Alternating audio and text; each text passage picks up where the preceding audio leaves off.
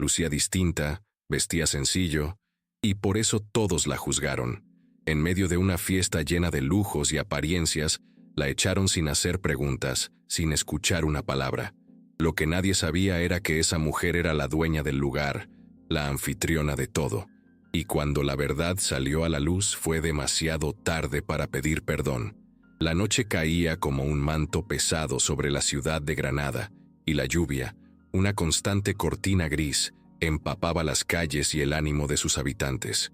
No era una tormenta furiosa, sino un lamento persistente, un murmullo de agua que se infiltraba en cada rincón, mojando no solo el asfalto, sino también los espíritus. En medio de esa melancolía líquida, una figura menuda avanzaba con paso incierto. Se llamaba Isabela Navarro, y su vestido más humilde, ya empapado, se adhería a su cuerpo mientras se aferraba con fuerza a un pequeño paquete envuelto en papel de estraza. Dentro de aquel envoltorio rudimentario, palpitaba el último deseo de don Fernando del Castillo, un reloj de bolsillo antiguo, una pieza de oro y nostalgia que él le había pedido entregar en esa fecha precisa, justo hoy, en la imponente mansión del Alba. La luz de una fiesta opulenta, que se colaba por los ventanales de la mansión, se burlaba de la oscuridad circundante, creando un contraste cruel entre el brillo y la penumbra. Para el mundo, aquella celebración era un homenaje al millonario recién fallecido. Para Isabela, era la culminación de una promesa, un último acto de lealtad inquebrantable a un hombre que había visto en ella algo más que una simple empleada. Los destellos de los focos perforaban la cortina de lluvia y la música. Una melodía clásica pero estridente llegaba hasta ella como un eco lejano, casi mofándose de su precaria situación. Decenas de autos de lujo, pulcros y brillantes, llenaban la calle, sus luces traseras rojas brillando como ojos de bestias dormidas que esperaban el momento de engullir la noche. Isabela, con el cabello pegado a la frente por la humedad y el aire helado que la traspasaba hasta los huesos, se acercó al imponente portón de hierro forjado de la mansión del Alba. Era el mismo portón que había cruzado cientos de veces como empleada, pero esta noche se sentía como una barrera infranqueable, un muro invisible que la separaba de un mundo al que no pertenecía. Un guardia alto y corpulento, con un uniforme impecable que parecía ajeno a la lluvia implacable, la detuvo con un gesto displicente de la mano. Su rostro era una máscara de autoridad sin una pizca de amabilidad, tan frío y distante como la noche misma. ¿A dónde cree que va, señorita? Esta es una fiesta privada, solo invitados con lista, espetó el guardia, su voz grave y cortante. Vengo a entregar algo a la señora Sofía, es importante.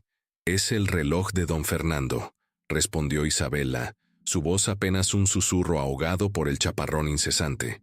Intentó mantener la calma, la dignidad, a pesar de la punzante sensación de ser una intrusa en un lugar que por un tiempo había sido su hogar. El guardia la miró de arriba abajo, sus ojos deteniéndose en su vestido mojado y su aspecto humilde. Una mueca de desprecio cruzó su rostro. No hay ninguna señora Sofía que la espere, y si fuera así no es la forma de llegar. Váyase de aquí ahora, sentenció, señalando la calle oscura y solitaria, como si la estuviera expulsando de un reino prohibido, un paraíso al que nunca debería haber aspirado. Isabela sintió un vacío helado en el pecho, pero su determinación era más fuerte que el miedo que intentaba paralizarla. La promesa hecha a don Fernando resonaba en su mente, un eco constante que le recordaba la importancia de su misión. Por favor, es un encargo personal de don Fernando. Él me pidió que lo trajera hoy. Es el reloj que usaba su padre.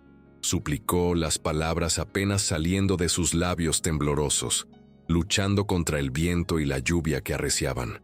En ese instante, como si el destino quisiera aumentar su tormento y hacer más cruel su humillación, una figura alta y esbelta se acercó al portón.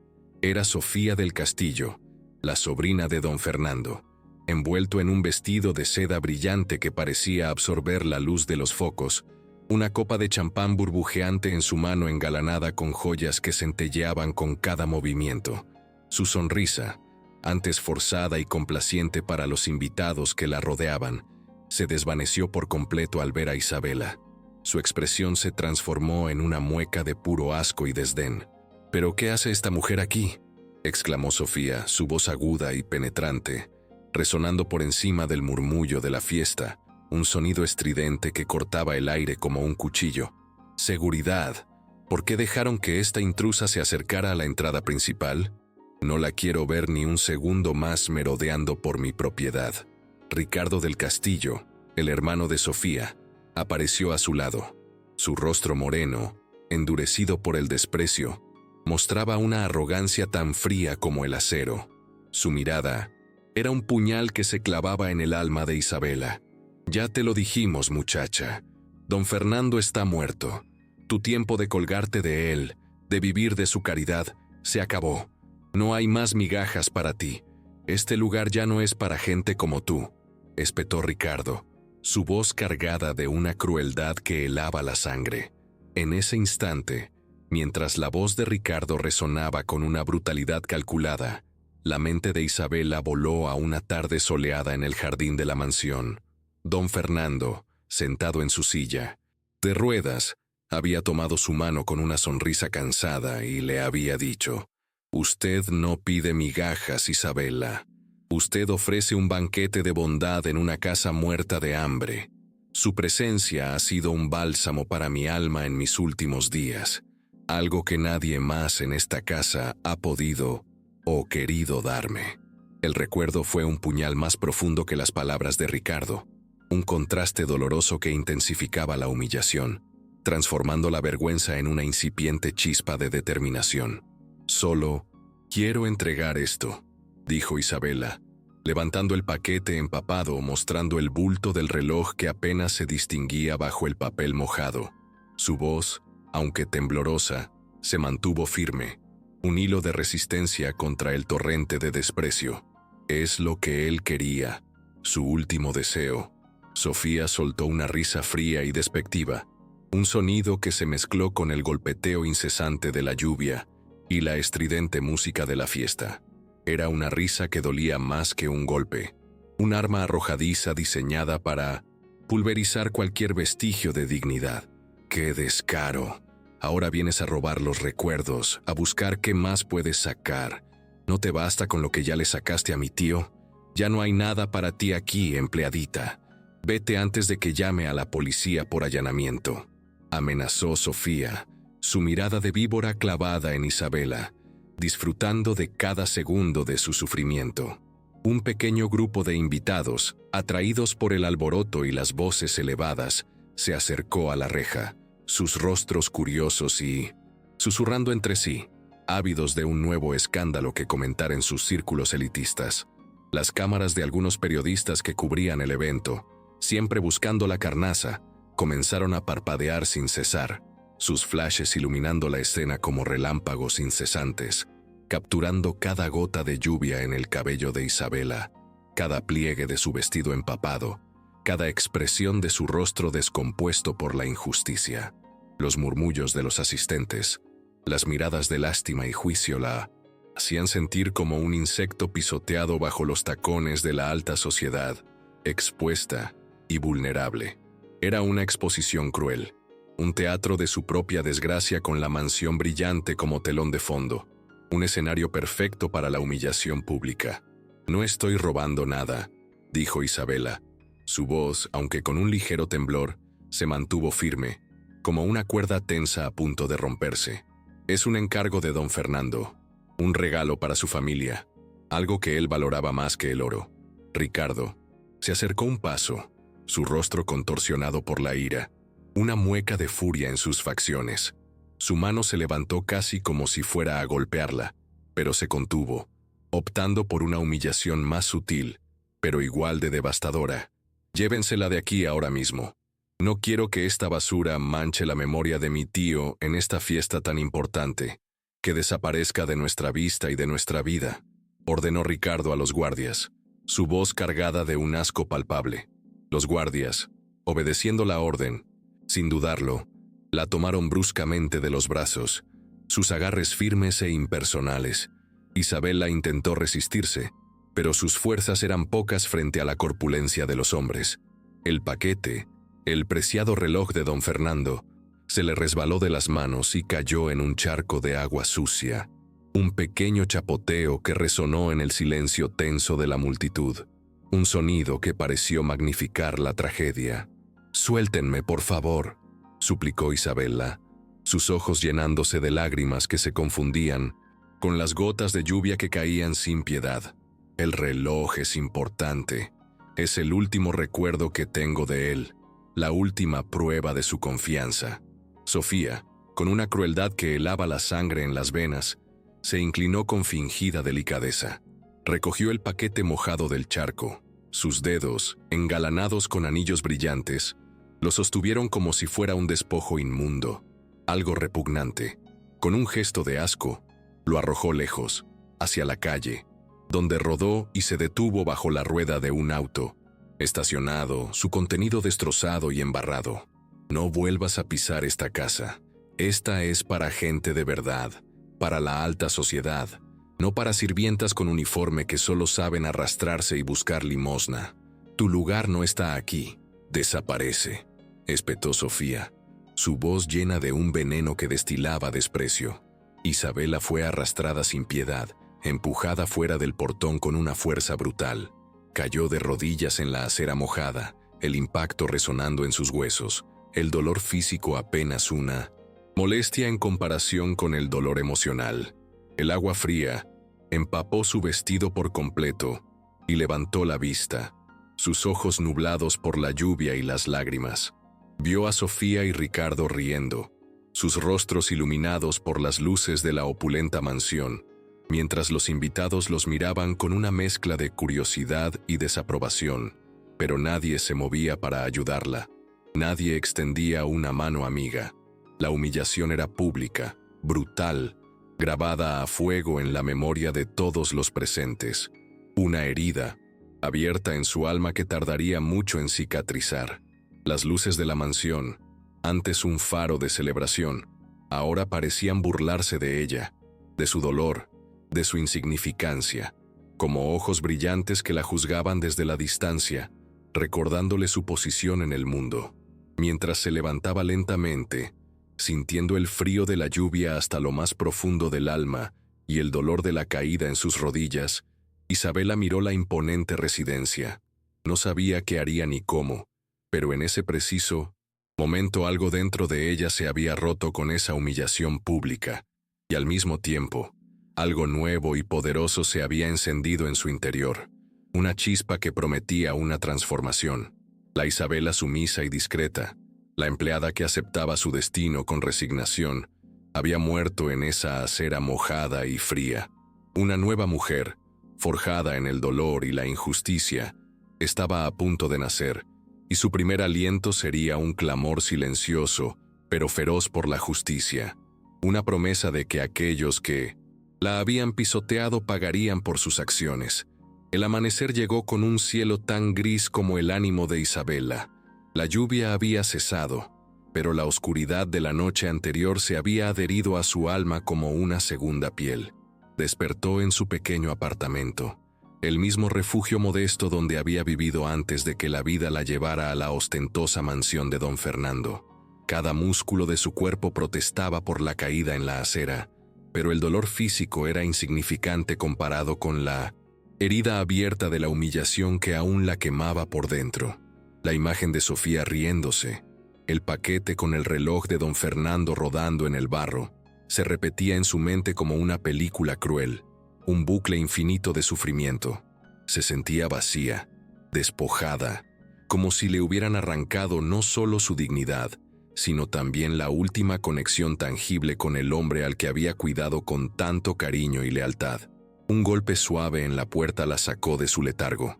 No era el golpe impaciente de un vecino, sino un toque delicado, casi respetuoso, que denotaba una presencia inusual. Isabela se levantó con lentitud y abrió la puerta, con el corazón latiéndole desbocado por la incertidumbre. Frente a ella, de pie en el umbral, estaba el doctor Javier Robles, el abogado de don Fernando. Su rostro, surcado por las líneas de la edad y la sabiduría, transmitía una calma que contrastaba drásticamente con la tormenta interna de Isabela, ofreciéndole un ancla en su caos. Sus ojos, enmarcados por unos lentes redondos, la observaban con una mezcla de lástima y profunda seriedad, como si pudieran ver el tormento que la consumía. «Isabela, ¿puedo pasar?», preguntó Javier con voz pausada, su tono amable pero firme, una invitación a la confianza. Ella asintió, abriendo más la puerta, permitiendo que la tenue luz del pasillo iluminara el modesto interior de su apartamento. Javier entró, apoyándose ligeramente en su bastón de madera oscura, tallado con detalles elegantes que contrastaban con la simplicidad del lugar. El pequeño apartamento, con sus muebles sencillos y un aire de quietud hogareña, parecía encogerse ante la presencia de un hombre tan formal y distinguido, ajeno a la opulencia a la que estaba acostumbrado. «Sé lo que pasó anoche, Isabela», dijo Javier, sentándose en la única silla libre y observándola con una expresión de profunda pena. «Lo siento mucho. Don Fernando lo habría lamentado profundamente, más de lo que puedes imaginar». Isabela solo pudo bajar la mirada. Un peso oprimía su pecho. La vergüenza aún la consumía, una brasa ardiente que no se apagaba. «Vengo por orden de don Fernando», continuó el abogado, sacando un sobre grueso y sellado de su maletín de cuero, cuyo aspecto formal no hacía más que aumentar la intriga. «Él me pidió que le entregara esto en persona, un día después de su funeral. Es de suma importancia y no podía esperar». Isabela tomó el sobre. Sus dedos apenas lo sostenían, temblorosos por la emoción y la incertidumbre. El papel era pesado, de buena calidad, y el sello de cera con el blasón de la familia del Castillo le infundió una extraña sensación de temor, una premonición de lo que estaba a punto de descubrir. Lo abrió con cuidado, su corazón latiéndole como un tambor en el pecho. Dentro no había un testamento, sino una única hoja de papel escrita a mano con la caligrafía elegante y reconocible de don Fernando, y un pequeño sobre adicional, más fino y discreto. «Mi querida Isabela, si estás leyendo esto significa que mi tiempo en este mundo ha terminado, pero mi gratitud y mi fe en ti no. Recuerdo que una vez me dijo que su flor favorita era la margarita porque era simple y honesta como usted. Nunca lo olvidé, pues su bondad fue un faro en mi oscuridad. Sé que la vida no ha sido justa y que mi partida te dejará en una posición vulnerable, expuesta a la crueldad de aquellos que solo ven el dinero. Pero no te equivoques, mi niña. No estás sola y no estás desamparada. Lo que te espera es mucho más de lo que jamás imaginaste. Esto es solo el primer paso de un camino que te llevará a la verdad y a la justicia. Dentro de este pequeño sobre encontrarás una llave. Es la llave de una caja de seguridad en el Banco Central. Allí te espera la primera parte de una verdad que cambiará tu destino para siempre. No la abras aún. No hasta que yo te indique a través de Javier el momento exacto, pues el tiempo es un aliado en este juego. Hay un plan, Isabela. Un plan que se revelará en su debido momento, cuando sea el momento justo para que la justicia se manifieste en su plenitud. Sin titubeos, confía en Javier. Él es mi voz y mi voluntad en tu camino. Él te guiará con sabiduría. Sé fuerte, mi valiente Isabela. Lo que viene será una prueba, pero también tu mayor victoria. Y recuerda siempre, la verdadera riqueza no está en lo que poseemos, sino en lo que somos, en la integridad que cultivamos. Con todo mi afecto y gratitud, Fernando del Castillo». Isabela leyó la carta una y otra vez, su mente, intentando procesar las palabras, una mezcla de confusión y una incipiente esperanza floreciendo en su interior. Una llave, una caja de seguridad, una verdad que cambiará su destino. ¿Qué podría significar todo aquello?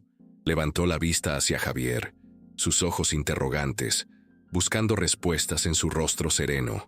«¿Qué significa esto, doctor Javier?», preguntó Isabela, su voz apenas un susurro que se perdía en el pequeño apartamento.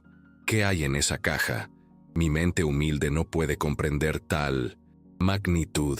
Javier asintió con solemnidad, su mirada fija en la llave que Isabela sostenía, el objeto de su futuro incierto. Significa que don Fernando tenía un plan meticuloso y secreto, forjado con la previsión de un hombre que conocía bien la malicia humana. Él sabía que sus sobrinos intentarían despojarte de todo, incluso de tu dignidad, de tu paz, y lo que Sofía y Ricardo le hicieron anoche, Isabela, es la prueba viviente de que el temor de don Fernando estaba justificado. Él sabía de lo que eran capaces, de su avaricia sin límites y de su falta de escrúpulos. Por eso creó este plan para protegerla a usted y para que la justicia sea implacable, para que no queden dudas de su voluntad. El abogado continuó, su voz grave y llena de convicción, cada palabra un cimiento en la construcción de una nueva realidad para Isabela. Esta carta es solo el preámbulo, la primera pista de lo que te legó, un atisbo de la magnitud de su confianza. Lo que hay en esa caja es un indicio de la magnitud de su confianza en ti y el inicio de tu camino hacia la verdad, hacia la reivindicación, la revelación completa, el testamento definitivo. Se hará pública en el momento que don Fernando estipuló, no un día antes ni un día después, sino en el instante preciso en que su voluntad no pueda ser cuestionada. Es una estrategia para protegerte, para que los demás no sospechen la verdadera extensión de su voluntad, hasta que sea demasiado tarde para ellos, hasta que sus planes se desmoronen. Es un juego de paciencia, Isabela, un ajedrez donde cada movimiento está calculado. Isabela sintió un escalofrío de anticipación recorrer su cuerpo. La humillación de la noche anterior, el desprecio de Sofía y Ricardo, todo se mezclaba con esta revelación abrumadora, creando una amalgama de dolor y esperanza. Un plan, una estrategia, era algo imposible, una fantasía para alguien como ella, acostumbrada a la simplicidad y la dureza de la vida. Su mente humilde no podía comprenderlo del todo. No entiendo por qué yo, dijo, sintiendo el peso de la llave en su mano, un peso que no era solo de metal, sino de un futuro incierto, porque fuiste la única que lo cuidó sin esperar nada a cambio, la única que le dio afecto sincero, respeto, compañía, la única que vio al hombre detrás del millonario, el alma pura que se escondía de un mundo lleno de falsedad, explicó Javier, su voz suave pero firme, un bálsamo para su alma. Él me hizo prometer que solo te buscaría después del entierro. Tenía miedo de lo que harían contigo si supieran la verdad antes de que él estuviera enterrado.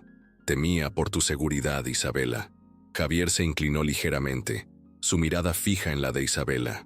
Ahora guarda esa llave y prepárate, Isabela, porque la guerra acaba de comenzar.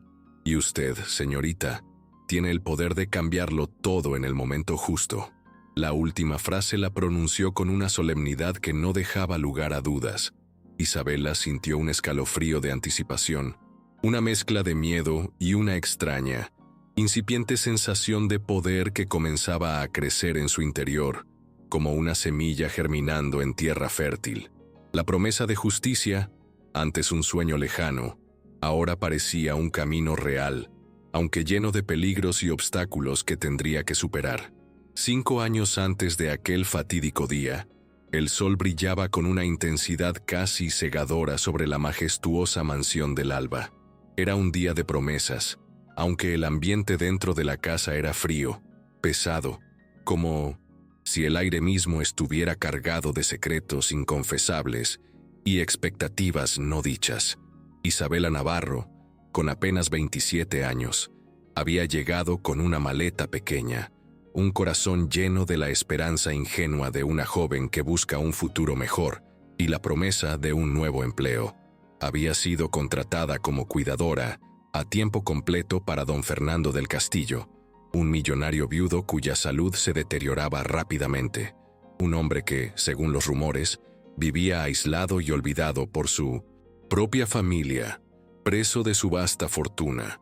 La mansión se alzaba imponente, una fortaleza de piedra blanca con un portón de hierro ornamentado que parecía custodiar un tesoro, un símbolo de poder y de un legado ancestral. Fuentes de agua cristalina danzaban en el jardín, sus chorros creando una sinfonía acuática, y columnas majestuosas adornaban la fachada, dándole un aire de antigua realeza. Por dentro, el lujo era abrumador, una inmensa escalera de mármol que se curvaba elegantemente hacia el segundo piso, lustres de cristal que colgaban como joyas gigantes, derramando una luz cálida sobre todo, y una sala principal adornada con retratos antiguos de una familia que parecía mirar con desaprobación a los recién llegados, como si juzgaran a cualquiera que osara entrar en su dominio. Isabela, con su estatura menuda y su aspecto humilde, se sintió diminuta en ese lugar, una hormiga en un palacio de gigantes. Los primeros días fueron un desafío constante, una prueba de resistencia para su espíritu.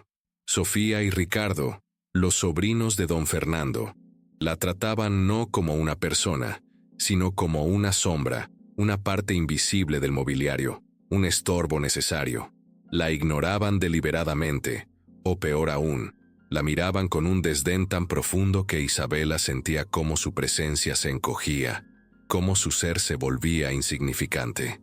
La nueva empleada, susurraban entre ellos como si ella no estuviera presente, como si sus oídos no pudieran escuchar sus comentarios mordaces y llenos de veneno. Nunca la llamaban por su nombre. Para ellos era simplemente la cuidadora, una intrusa temporal en su futuro reino, alguien que solo servía para mantener vivo a su tío el tiempo suficiente para asegurarse la herencia que tanto anhelaban. «Asegúrate de que no moleste a mi tío», le había dicho Sofía el primer día con una sonrisa que no llegaba a sus ojos, una expresión de hielo en su rostro perfecto que revelaba su verdadera naturaleza. Él prefiere la tranquilidad, es un hombre de pocas palabras y no le gusta que lo interrumpan. Su tono implicaba que la sola presencia de Isabela era una molestia, una intromisión intolerable en su meticulosa planificación para heredar. Isabela asintió en silencio, recordando las palabras de su madre antes de morir. «La dignidad, mi niña, no está en el cargo que ocupas, sino en cómo lo ejerces. Es la forma en que te presentas al mundo, la forma en que honras tu propio ser». Se aferró a ese recuerdo como a un escudo, una armadura contra el desprecio, y decidió que, sin importar el trato que recibiera, ella ofrecería nada menos que respeto y dedicación en su trabajo. Ricardo, por su parte, apenas le dirigía la mirada. Solo le daba órdenes secas sobre la comida de don Fernando, los horarios de sus medicamentos o la limpieza de su habitación, como si ella fuera una autómata sin sentimientos. Sus palabras eran cortantes, sus gestos impacientes, cada interacción una prueba de su desinterés por el bienestar de su tío y una clara demostración de su arrogancia. Don Fernando mismo era un hombre reservado, casi gélido. Pasaba sus días en su suite del primer piso, un espacio amplio con una biblioteca personal repleta de volúmenes antiguos y ventanas que daban al jardín, un oasis de verdor que él apenas disfrutaba. Al principio, apenas le dirigía la palabra a Isabela. Sus ojos azules profundos, velados por una tristeza antigua, la observaban con una distancia que la hacía sentir invisible, como si fuera un fantasma en su propia vida, un eco silencioso de un pasado que se desvanecía. Isabela, sin embargo, no se desanimó. Su madre, una mujer sencilla y sabia, le había enseñado el valor del respeto, la paciencia y la dignidad en el trabajo, lecciones que ahora aplicaba con fervor. Hacía su labor con una dedicación silenciosa y una eficiencia impecable, una muestra de su carácter inquebrantable. Preparaba el té favorito de don Fernando, un té de hierbas que él apenas probaba, pero que ella seguía ofreciendo con la misma diligencia. Le leía el periódico en voz baja, aunque él a menudo cerraba los ojos, fingiendo dormir. Isabela se aseguraba de que sus medicinas estuvieran a tiempo, cada dosis medida con precisión, cada detalle cuidado con esmero. Limpiaba su habitación con una meticulosidad casi obsesiva, dejando siempre una flor fresca en la mesita de noche, una pequeña muestra de vida en un cuarto que a veces parecía una tumba, un lugar donde el tiempo se había detenido, A menudo se ofrecía a ayudar a Kate, otros empleados con tareas pesadas, ganándose su respeto, aunque a veces Sofía y Ricardo lo notaran con desaprobación, viendo en ello una amenaza a su jerarquía social. Poco a poco, algo comenzó a cambiar, imperceptiblemente al principio, como un deshielo lento. Don Fernando, que antes solo respondía con monosílabos o un leve movimiento de cabeza, empezó a hacer preguntas. «¿Cómo está el jardín hoy, Isabela? ¿Qué noticias hay en la calle? ¿Ha llovido?» Pequeñas conversaciones que se extendían, primero por minutos, luego por cuartos de hora, rompiendo el muro de silencio que lo rodeaba. Una tarde, mientras Isabela lo ayudaba a sentarse en el jardín de la fuente, un pequeño oasis íntimo en la parte trasera de la mansión, donde el sol caía suavemente, don Fernando la miró fijamente. Sus ojos, antes distantes y velados por la melancolía, ahora la veían de verdad, con una lucidez que la sorprendió.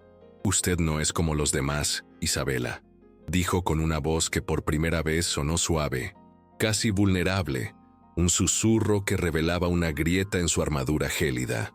«No me mira como si ya estuviera muerto, me mira como si todavía tuviera vida en mí, como si viera un futuro en este cuerpo gastado». Isabela sonrió, una sonrisa genuina que iluminó su rostro y alcanzó sus ojos transformando su expresión.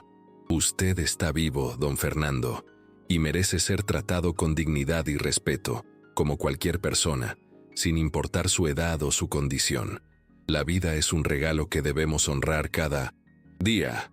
Ese día algo se rompió entre ellos. La barrera de hielo que rodeaba a don Fernando, construida por años de soledad y desilusión, empezó a ceder, a resquebrajarse lentamente, permitiendo que la calidez se filtrara. Él empezó a contarle historias de su juventud, de su amada esposa fallecida, de sus sueños olvidados, de los negocios que había construido con sudor y esfuerzo, y de las traiciones que había sufrido a manos de aquellos en quienes había confiado, incluso su propia familia. «¿Sabe, Isabela?», le dijo una tarde mientras ella le servía un té de manzanilla, su voz baja y reflexiva, cargada de sabiduría. «Mi esposa Clara solía decir que la vida es como una taza de té. Si le pones demasiado azúcar pierde su esencia, se vuelve empalagosa y sin carácter. Si le pones muy poco, es amarga, intragable.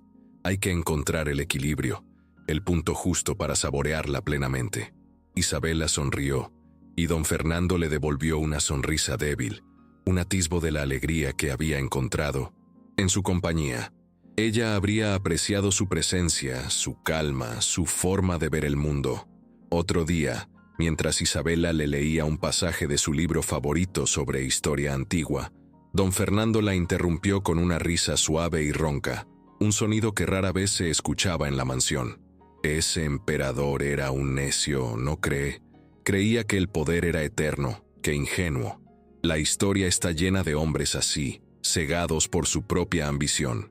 Isabela se rió con él, una risa compartida que resonó en la silenciosa biblioteca, llenando el espacio con una calidez inesperada. «La historia siempre nos enseña que nada dura para siempre, don Fernando, ni el poder ni la tristeza, ni la alegría más grande». Él la miró con una expresión pensativa, sus ojos brillando con una nueva luz. «Usted es sabia, Isabela, más de lo que parece, y más de lo que muchos de los que se creen sabios en esta casa. Su sabiduría no viene de los libros, sino del corazón». Isabela escuchaba con atención, sin juzgar, sin pedir nada, solo ofreciendo su presencia, su compañía, su empatía. Y en esa conexión silenciosa, un afecto genuino comenzó a nacer, un lazo invisible pero fuerte, un afecto que, sin que ella lo supiera, se convertiría en la mayor amenaza para aquellos que creían que la mansión y la fortuna ya eran suyas por derecho. Un afecto que despertaría el más oscuro de los odios. La confianza de don Fernando en Isabela crecía con cada día que pasaba, como una planta que florece en la tierra más árida. Contra todo pronóstico, ella se había convertido en su confidente, su única compañía verdadera en esa mansión que, a pesar de su lujo desmedido, estaba llena de fantasmas del pasado y de ambiciones desmedidas que ahogaban cualquier atisbo de afecto genuino. Él la llamaba la única persona verdadera de esta casa, una frase que Isabela guardaba en su corazón como un tesoro, un bálsamo para las heridas causadas por el desprecio constante de los demás habitantes de la mansión. Ya no era solo una empleada, una figura invisible que se movía por las sombras. Era parte de su vida, la luz en sus últimos años, el único eco de humanidad en un hogar que se había vuelto frío y calculador, donde el afecto se medía en términos de herencia y beneficio. Sofía, con su aguda percepción para las dinámicas de poder y su instinto depredador, no tardó en notarlo. Al principio eran pequeños detalles, casi imperceptibles para un ojo menos entrenado, pero que a ella no se le escapaban. Don Fernando sonreía, más cuando Isabela estaba cerca, un gesto que antes era raro de ver. Le pedía su opinión sobre cosas triviales como el clima o el menú, un acto de deferencia que nunca había mostrado a sus propios sobrinos. Prefería que ella le sirviera el café en su taza favorita, un pequeño ritual que se había establecido entre ellos. Luego, las señales se hicieron más evidentes, imposibles de ignorar, y el pánico comenzó a invadir el corazón de Sofía. Él le contaba a Isabela sobre sus recuerdos más íntimos, sobre sus preocupaciones de negocios, sobre sus miedos más profundos, cosas que nunca jamás había compartido con sus propios sobrinos, a quienes consideraba indignos de su confianza y de su legado. ¿Qué tanto le cuenta mi tío a esa muchacha?, preguntó Sofía a Ricardo un día con un tono de voz que denotaba no solo fastidio, sino una incipiente alarma, un reconocimiento de la amenaza que representaba Isabela. Estaban en la sala principal, y la voz de Isabela se escuchaba suavemente desde la suite de Don Fernando, leyéndole un libro, una escena que llenaba de rabia a Sofía. Parece que le tiene más confianza que a nosotros, su propia familia. Es inaceptable, es una afrenta a nuestro derecho. Ricardo, siempre más directo y menos sutil que su hermana, respondió con un gruñido cargado de desprecio. Es una manipuladora. Seguro le está sacando dinero o información. Esa gente humilde siempre busca la forma de aprovecharse. Deberíamos despedirla antes de que sea un problema mayor.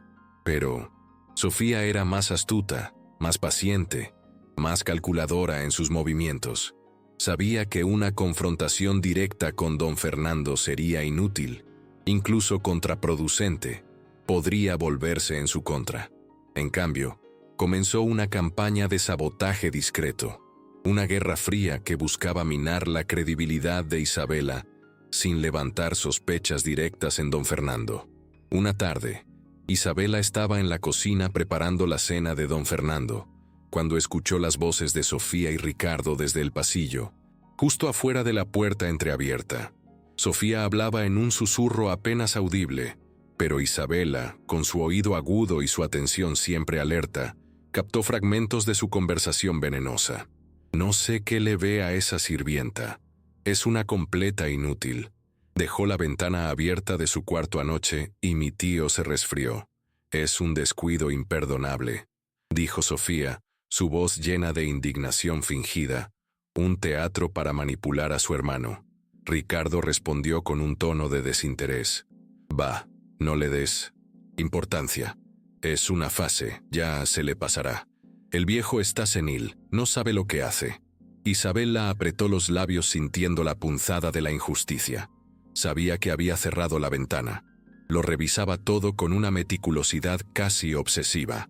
Sofía estaba sembrando dudas, insinuaciones venenosas, siempre con una sonrisa dulce y una voz llena de falsa preocupación frente a don Fernando, una maestría en la hipocresía. Otro día, un documento importante se extraviaba después de que Isabela lo hubiera dejado en el escritorio de don Fernando, solo para aparecer horas después en un lugar obvio, haciendo que Isabela pareciera descuidada ante los ojos de los demás empleados. Sofía se aseguraba de que otros empleados la vieran encontrando el documento, susurrando comentarios sobre la desorganización de Isabela. «Ay, Isabela, segura que cerraste la ventana anoche. Mi tío se resfrió un poco y me preocupa que no lo estés cuidando con la atención que merece, decía Sofía directamente a Isabela, aunque sabía perfectamente que Isabela siempre revisaba todo 2 veces con una meticulosidad casi obsesiva, cada palabra un veneno lento, diseñado para corroer la confianza que don Fernando tenía en ella. Incluso Camila, la cocinera de la casa, que antes compartía con ella un café rápido por las mañanas, ahora respondía a sus saludos con monosílabos, sin levantar la vista de sus ollas, afectada por el ambiente enrarecido. El veneno de Sofía se esparcía en silencio, infectando cada rincón de la mansión, transformando la atmósfera en un nido de desconfianza. Isabela sentía la presión, las miradas de desconfianza de los otros empleados, influenciados por los chismes y las insinuaciones de Sofía. Sentía el peso de la injusticia, pero no decía nada. Su prioridad era don Fernando, su bienestar, su tranquilidad. Él, a su vez, parecía percibir la tensión, la atmósfera enrarecida que Sofía creaba a su alrededor. Sus ojos, antes melancólicos, ahora observaban a Sofía y Ricardo con una nueva frialdad, una desconfianza que se hacía más profunda con cada pequeño acto de sabotaje. Una tarde, don Fernando llamó a Isabela a su biblioteca, un santuario de conocimiento y recuerdos. La luz del sol entraba por las ventanas altas, iluminando el polvo en el aire y los miles de libros que llenaban las estanterías de madera oscura, creando una atmósfera casi mística. Él estaba sentado en su sillón favorito, un sillón de cuero gastado que parecía haber absorbido todas las historias de su vida, con el reloj de bolsillo en la mano, pasándolo suavemente entre sus dedos, un objeto que cobraba un significado aún mayor. Isabela, dijo su voz baja pero firme, cargada de una autoridad que no dejaba lugar a dudas. Sé lo que están haciendo. No son ciegos mis ojos ni tonta mi mente. Sé que me creen un viejo senil, pero veo más de lo que ellos imaginan, más de lo que jamás podrán comprender. Isabela lo miró sin saber qué decir, una mezcla de alivio y temor en su corazón, sorprendida por la lucidez de sus palabras. Ellos creen que me engañan, que no veo su codicia, su impaciencia por mi muerte, continuó Fernando, su mirada fija en el reloj, un símbolo de la fragilidad del tiempo. Pero la verdad es que solo usted, Isabela, me ha dado paz en estos últimos años, y la paz, mi querida, no tiene precio. Es el tesoro más grande que uno puede poseer, inalcanzable para ellos. Por eso he tomado una decisión que cambiará todo. Una decisión que les hará entender de una vez por todas quién es la verdadera dueña de esta casa. Y no me refiero solo a las paredes de la mansión, sino a la dignidad y el legado que representa mi vida y mi esfuerzo. Isabela sintió un escalofrío que le recorrió la espalda. ¿Qué quería decir don Fernando? Su mirada determinada, casi desafiante, le decía que algo grande se avecinaba, algo que sacudiría los cimientos de la mansión del Alba y cambiaría su vida para siempre. Ella no tenía idea de la magnitud de la tormenta que estaba a punto de desatarse, ni de que esa decisión la convertiría en la protagonista de una venganza inesperada, una vindicación que resonaría por mucho tiempo. La revelación de don Fernando en la biblioteca flotaba en el aire como una verdad innegable, pesada y transformadora, un presagio de un futuro incierto. Isabela lo miró, sus ojos verdes fijos en los suyos, intentando descifrar la seriedad de sus palabras. Una decisión que cambiaría todo. La verdadera dueña de la casa. Su mente, acostumbrada a la modestia y la discreción, apenas podía procesar la magnitud de lo que él insinuaba. La luz del sol, que antes iluminaba el polvo danzante en el aire, ahora parecía detenerse, suspendida, como si el tiempo mismo contuviera el aliento, esperando el momento de la verdad. Don Fernando, con una calma que contrastaba con la tormenta que se gestaba en el corazón de Isabela, dejó el reloj de bolsillo sobre la mesa de caoba, su tic-tac resonando como un latido constante en el silencio de la biblioteca. Se inclinó ligeramente hacia adelante, su voz un susurro grave, pero cargado de una autoridad inquebrantable que no admitía réplica. He hablado con mi abogado, el doctor Javier Robles. Él tiene mis últimas voluntades, cada detalle de mi legado. Todo lo que poseo, Isabela, esta mansión, mis empresas, mis bienes, mis cuentas bancarias, todo será para usted. Isabela sintió que el suelo se le movía bajo los pies, una sensación de irrealidad que la dejaba sin aliento. Un escalofrío le recorrió la espalda, no de miedo, sino de una incredulidad abrumadora, una mezcla de asombro y desorientación. Para mí, don Fernando, preguntó su voz apenas un hilo, un susurro de incredulidad. La idea era tan ajena a su realidad que le parecía un delirio, una broma cruel del destino. Ella, una simple cuidadora, la heredera de una fortuna inmensa. Era absurdo, imposible. No, no puede ser. Yo solo soy su empleada, un simple peón en este juego. Esto es un error, un exceso. No puedo aceptar algo así, es demasiado para mí. Su mente buscaba desesperadamente una explicación lógica, un malentendido, una razón para desmentir aquella revelación. ¿Sería una prueba? ¿Un delirio de su vejez? La expresión de don Fernando se endureció ligeramente, no con enojo, sino con una determinación férrea, una convicción inquebrantable. No hay error, Isabela, y no es un exceso, es justicia, pura y simple.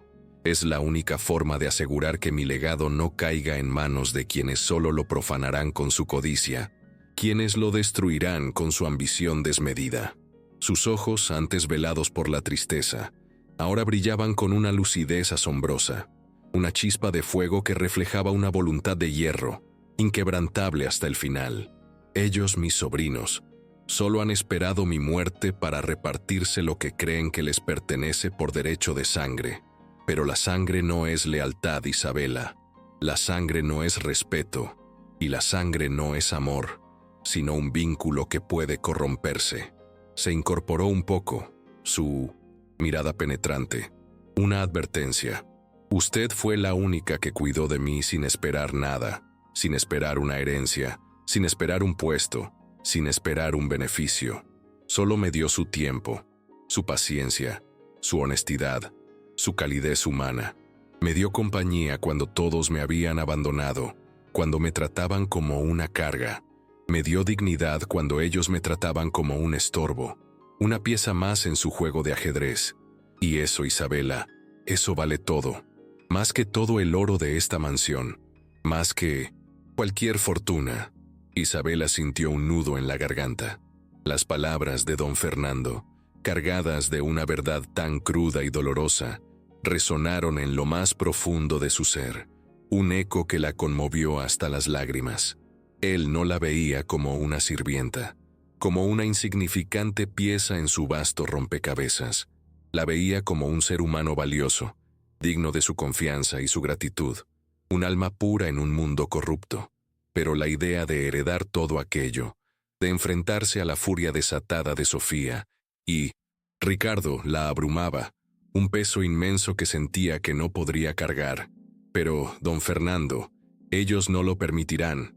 Ellos harán lo que sea para evitarlo. Es su familia después de todo, su sangre, musitó Isabela, su voz apenas audible, llena de la preocupación por el inminente conflicto. Una sonrisa amarga cruzó los labios de don Fernando. Ya lo sé, y por eso he tomado todas las precauciones. Cada detalle está calculado. El doctor Robles tiene instrucciones precisas y está preparado para la batalla. No será fácil, Isabela, pero usted es fuerte, más de lo que cree, y tiene un corazón puro, algo que ellos nunca entenderán, pues solo ven el reflejo de su propia avaricia. Tomó la mano de Isabela, su piel arrugada y fría, pero su agarre firme, una promesa silenciosa de apoyo. Prométame una cosa, Isabela, prométame que no se dejará vencer, que luchará por lo que es suyo por derecho, por lo que yo le doy con mi última voluntad, no por la riqueza, sino por la justicia, por la memoria de este viejo que solo encontró paz en su compañía, en su bondad. Hizo una pausa, sus ojos fijos en el reloj de bolsillo sobre la mesa, el objeto que los había unido en aquel momento trascendental. Y una última cosa, mi reloj de bolsillo, el de mi padre. El día de la fiesta que sin duda organizarán para celebrar mi partida, quiero que lo entregues tú, que sea un símbolo de que mi verdadero legado está en manos de la lealtad, no de la sangre que me traicionó. Las lágrimas brotaron en hoy, los ojos de Isabela, mezclándose con la luz del sol que se filtraba por la ventana. No eran lágrimas de tristeza por la muerte de don Fernando, sino de una emoción compleja, gratitud, miedo, una abrumadora sensación de responsabilidad que la asfixiaba. Miró a don Fernando, a ese hombre que en sus últimos días le había ofrecido no solo una fortuna, sino una fe inquebrantable en ella, en su bondad, en su fuerza. La promesa no era solo para él, sino para sí misma, para la mujer que había sido humillada en la acera mojada, para la que había sido pisoteada sin piedad. «Lo prometo, don Fernando», susurró su voz, cargada de una nueva determinación, una fuerza que nunca había sentido antes. «Lo prometo, lucharé por su voluntad y por la justicia». En los días que siguieron, la salud de don Fernando se deterioró rápidamente. Isabela permaneció a su lado, cuidándolo con una devoción aún mayor, sabiendo que cada momento era precioso, cada segundo una despedida silenciosa. Sofía y Ricardo, ajenos a la trascendental conversación en la biblioteca, continuaban con sus pequeñas intrigas, susurrando y conspirando, convencidos de que su victoria estaba asegurada, de que el vasto imperio sería suyo. No podían saber que bajo sus narices, el viejo patriarca había tejido una red de justicia que los atraparía en su propia avaricia, una trampa meticulosamente diseñada para exponer su verdadera naturaleza. Una tarde, mientras el sol se ponía, tiñendo el cielo de tonos anaranjados y violetas, don Fernando tomó la mano de Isabela por última vez. Sus ojos, antes llenos de vida y determinación, ahora estaban velados por la paz, una calma que solo la muerte podía traer.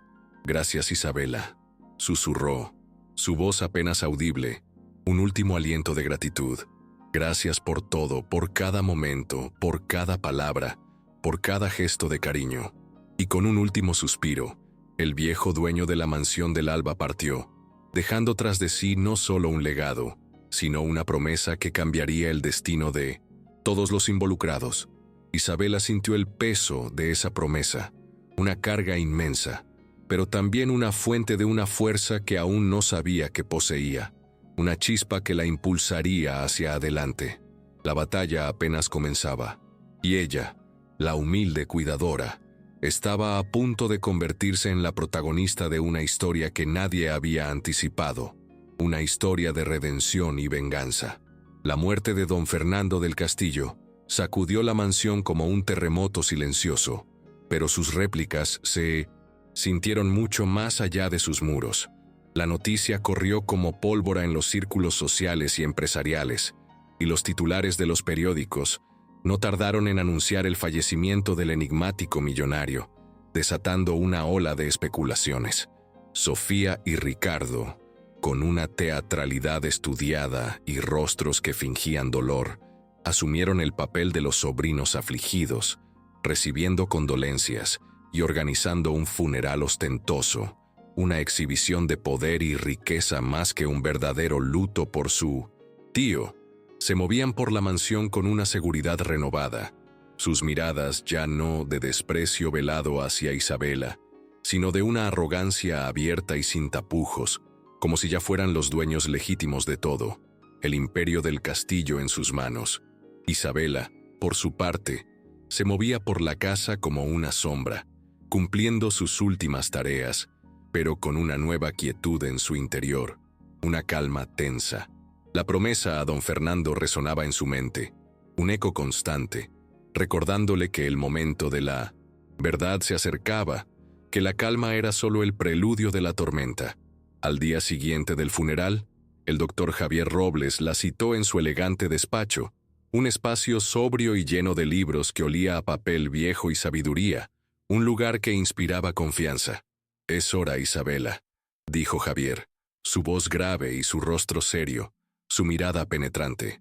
Los sobrinos ya han solicitado la lectura del testamento, pero la verdadera lectura se hará en el notario, como don Fernando lo dispuso, y usted debe estar presente. Es crucial que asista, pues su presencia es parte del plan. Isabela asintió, su corazón latiendo con fuerza, la anticipación mezclada con el miedo. Había llegado el momento de enfrentar la tormenta, de cumplir la promesa. Juntos se dirigieron a la notaría principal de la ciudad, un edificio imponente de piedra y cristal que parecía diseñado para albergar secretos y destinos. Un lugar donde las vidas de las personas podían cambiar en un instante. La sala de lectura del testamento era un espacio formal con una gran mesa de caoba pulida y sillas tapizadas en cuero oscuro. Un ambiente de solemnidad que presagiaba un momento trascendental. Sofía y Ricardo ya estaban allí, sentados con una postura de superioridad, flanqueados por sus propios abogados, hombres de trajes caros y miradas afiladas, lobos esperando su parte de la carroña. Al ver a Isabela entrar junto a Javier, sus rostros se contrajeron en una mueca de desprecio, una mezcla de sorpresa y furia. ¿Qué hace esta mujer aquí?, espetó Sofía, su voz aguda, rompiendo el silencio tenso de la sala. Esta es una reunión familiar, abogado. No queremos intrusos ni sirvientas en un asunto tan delicado. Javier, con una calma imperturbable, se ajustó las gafas, su mirada serena pero firme. La señorita Navarro está aquí por expreso deseo del testador, señora del Castillo. Ella es una parte esencial de este proceso. Sin su presencia, el proceso no puede continuar.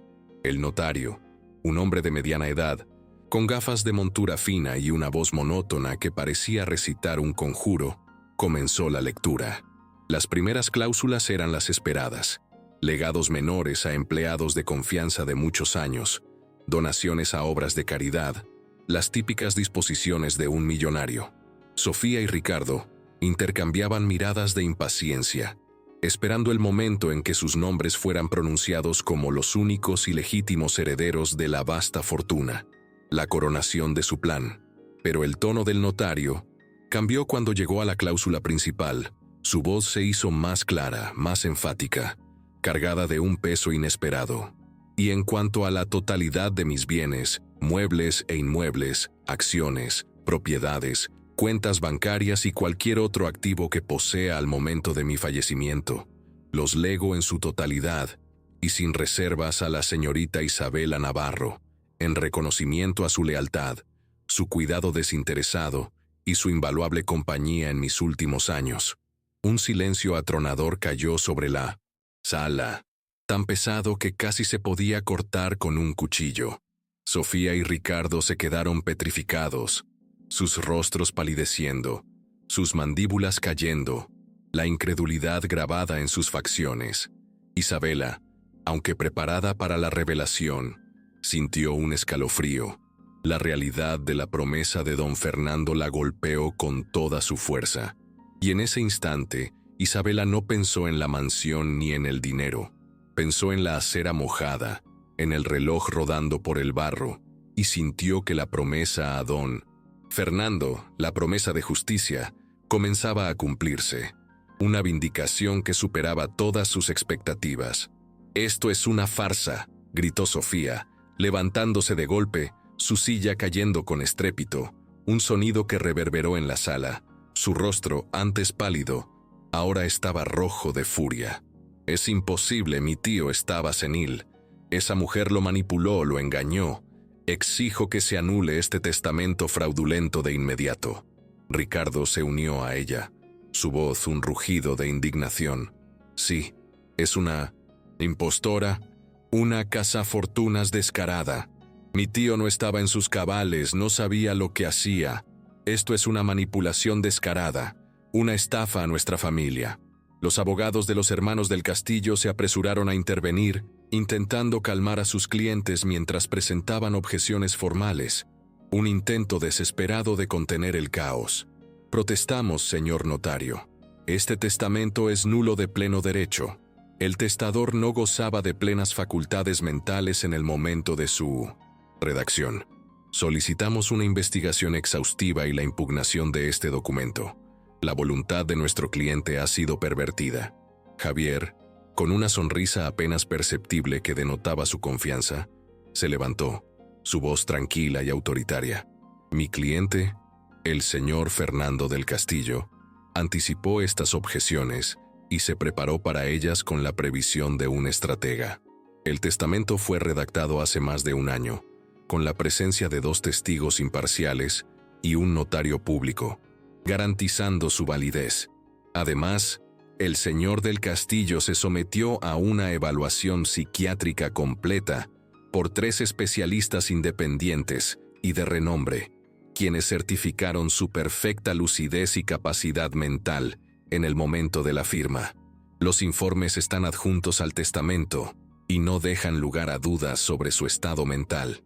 La mención de los informes psiquiátricos golpeó a Sofía y Ricardo como un rayo, una verdad irrefutable que los dejó sin aliento.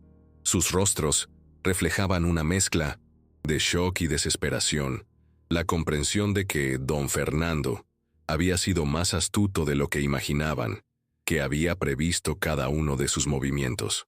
La batalla legal se trasladó a los tribunales. Sofía y Ricardo, con el apoyo de sus abogados, presentaron una serie de recursos preliminares para intentar detener el proceso de sucesión. Alegaron manipulación, coacción, incapacidad mental y cualquier otra argucia legal que se les ocurría, buscando cualquier resquicio. La prensa, siempre hambrienta de escándalos en la alta sociedad, se abalanzó sobre el caso, publicando titulares sensacionalistas sobre la sirvienta que había heredado una fortuna y la familia desheredada, una historia que vendía como pan caliente. Isabela de repente se encontró en el centro de un circo mediático, su vida expuesta al escrutinio público, cada detalle de su pasado siendo desmenuzado. La jueza a cargo del caso, una mujer de expresión severa y reputación intachable, escuchó pacientemente los argumentos de ambas partes, sin dejarse influenciar por el drama mediático. Finalmente dictaminó, dada la complejidad del caso y las graves acusaciones vertidas, y a pesar de la documentación presentada, la Corte exige una investigación formal y exhaustiva. Se designará un perito independiente para evaluar todas las pruebas, incluyendo los informes médicos y las circunstancias de la redacción del testamento, para garantizar la imparcialidad. Hasta entonces, los bienes quedarán bajo administración judicial, y ninguna de las partes podrá disponer de ellos, sentenció la jueza, su voz firme y decisiva. La decisión de la jueza fue un golpe para Sofía y Ricardo, que esperaban una victoria rápida y sin obstáculos. Para Isabela, fue un respiro, un momento de calma en medio de la tormenta, pero también una confirmación de que la lucha apenas comenzaba, que el camino hacia la justicia sería largo y arduo. Salió del juzgado rodeada de flashes y preguntas de periodistas, sintiendo el peso de las miradas de desprecio de los sobrinos de don Fernando, que la observaban con odio.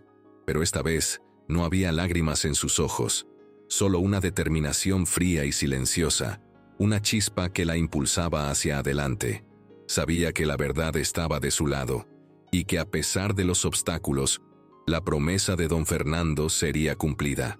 La mansión, el legado, la justicia, todo estaba en juego, y ella no se rendiría, no importaba el costo. La investigación judicial se arrastraba lenta y metódica, como una bestia perezosa que se negaba a apurar el paso. Cada día traía consigo nuevas solicitudes de documentos, interrogatorios exhaustivos y el constante asedio de la prensa, que no dejaba de hurgar en la vida de Isabela, buscando cualquier detalle que pudiera alimentar el escándalo. La atención mediática era un tormento, una invasión constante de su privacidad, una exposición a la que no estaba acostumbrada, pero Isabela se mantenía firme, apoyada por la inquebrantable calma y el consejo sabio del doctor Javier Robles. Él era su roca, su guía en un mundo legal que le resultaba ajeno y hostil, un laberinto de términos y procedimientos que la abrumaban. Sofía y Ricardo, frustrados por la lentitud de la justicia y la solidez del testamento de don Fernando, comenzaron a mostrar su verdadera naturaleza, su lado más oscuro y desesperado. Sus tácticas se volvieron más oscuras, más desesperadas. Las amenazas veladas se transformaron en actos concretos, pequeños incidentes que buscaban intimidar a Isabela, hacerla desistir de su reclamo, llamadas anónimas a todas horas, mensajes amenazantes dejados en su buzón, la sensación constante de ser observada, de que alguien la acechaba en las sombras. La tensión en el aire era palpable, un presagio de algo mucho peor que estaba por venir, una escalada de violencia que ella no podía prever. Una noche, el cielo estaba oscuro y sin luna, y una ligera llovizna caía sobre la ciudad, un eco sombrío de la noche de su humillación, un recordatorio constante de su dolor. Isabela estaba en su pequeño apartamento, el mismo lugar modesto que había sido su refugio antes de la mansión, el único lugar donde se sentía segura. Se había quedado despierta, absorta en la lectura de un libro, intentando escapar de la ansiedad que la consumía, de los pensamientos intrusivos que la atormentaban. De repente, un olor acre y penetrante llenó el aire. Humo. Se levantó de golpe, el corazón latiéndole desbocado en el pecho. Un tamborileo frenético que anunciaba el peligro. El olor se intensificaba, y un crepitar lejano pero inconfundible comenzó a escucharse. Un sonido ominoso que la puso en alerta máxima. Corrió hacia la ventana y vio una luz naranja y ominosa que parpadeaba en la parte trasera de su edificio. Fuego. El pánico la invadió. Un frío terror que le heló la sangre, paralizándola por un instante. El fuego se extendía rápidamente, devorando la madera y el plástico con una voracidad aterradora, las llamas creciendo, sin control. Las llamas lamían las paredes, y el humo denso y negro comenzaba a invadir su apartamento, asfixiándola. Tosió, sus ojos llorosos por el escozor insoportable del humo. Se dio cuenta de que no había tiempo para tomar nada, ni siquiera la única foto que conservaba de su madre, aquella sobre la cómoda, el último recuerdo tangible de su pasado. Su vida, sus escasas posesiones, todo estaba a punto de ser consumido por el infierno. En una fracción de segundo pensó en la foto de su madre, en los recuerdos que el fuego no solo consumía sus cosas, sino también sus memorias. Corrió hacia la puerta, pero el calor que emanaba del pasillo era insoportable, una pared de fuego que le impedía el paso. Las llamas ya bloqueaban la salida principal. Estaba atrapada. Un grito ahogado escapó de su garganta, una expresión de puro terror. La desesperación la invadió, una sensación de impotencia abrumadora. ¿Era este el final? Así terminaría la promesa de don Fernando, consumida por la avaricia de sus sobrinos. De repente, escuchó golpes frenéticos en la puerta de su apartamento, seguidos de voces preocupadas. «Isabela, Isabela, ¿estás ahí? Sal, la casa se está quemando». Eran sus vecinos, alertados por el humo y el olor a quemado. «Estoy atrapada, la puerta está bloqueada», gritó Isabela, su voz ronca por el humo, la esperanza encendida por un instante. Desde el exterior escuchó el sonido de algo pesado golpeando la pared, seguido de un crujido. Los vecinos, con una valentía desesperada, estaban intentando abrirse paso, arriesgando sus propias vidas por ella. Finalmente, un trozo de pared cedió, revelando un hueco por el que se filtraba el aire fresco, una promesa de salvación. Una mano fuerte se extendió hacia ella desde el exterior. «Agarra mi mano, Isabela. Rápido, no hay tiempo que perder», gritó una voz, infundiéndole una nueva ráfaga de adrenalina. Isabela no lo dudó un instante. Se arrastró por el pequeño agujero, sintiendo el calor abrasador en 1900 en su espalda, el fuego lamiendo sus ropas, y fue jalada hacia el exterior por sus vecinos, quienes la ayudaron a bajar por una escalera de emergencia improvisada, hecha a toda prisa con todo lo que encontraron. Cayó al suelo tosiendo y respirando con dificultad el aire frío de la noche. Su cuerpo temblaba incontrolablemente. El edificio ardía con furia, las llamas ascendiendo hacia el cielo nocturno, tiñéndolo de un rojo infernal, un espectáculo dantesco. Los bomberos y la policía ya estaban llegando, sus sirenas ululando en la distancia, anunciando la llegada de la ayuda. Mientras observaba su hogar consumirse en un infierno de fuego, Isabela sintió una mezcla de devastación y una furia fría que la invadió, un sentimiento poderoso que eclipsó el miedo. No era un accidente, no podía serlo. Esto era un mensaje, una advertencia, una declaración de guerra de Sofía y Ricardo, una muestra de hasta dónde estaban dispuestos a llegar para salirse con la suya. En medio del caos, una figura familiar se abrió paso entre la multitud de curiosos y vecinos. Era el doctor Javier Robles. Su rostro, iluminado por el resplandor de las llamas, reflejaba una profunda preocupación que no podía ocultar. Al ver a Isabela a salvo, un suspiro de alivio escapó de sus labios. Un peso se le quitó de encima. «Isabela, gracias a Dios, estás bien», dijo Javier, su voz temblorosa de la emoción, y la envolvió con su abrigo, protegiéndola del frío y de las miradas curiosas de los espectadores. Esto es obra de ellos, ¿verdad?», preguntó, su voz baja y cargada de indignación. Isabela asintió, sus ojos fijos en las llamas que consumían lo poco que le quedaba, una mirada endurecida por la resolución. Su voz era un susurro ronco, pero cargado de una nueva y aterradora determinación. «Sí, doctor Javier, son ellos. Quieren asustarme. Quieren que me rinda, que renuncie a lo que me dejó don Fernando». Se detuvo, su mirada se endureció aún más. «Ellos no van a parar, pero ahora yo tampoco voy a parar. Esta guerra apenas comienza, y no me detendré hasta que la justicia prevalezca». Javier la miró, reconociendo la chispa de fuego en sus ojos. Ya no era la Isabela asustada y humillada de la noche de la fiesta. Era una mujer forjada en el dolor, endurecida por la injusticia, lista para la batalla. «Ven conmigo, Isabela», dijo Javier, ayudándola a levantarse del suelo. «No puedes quedarte aquí.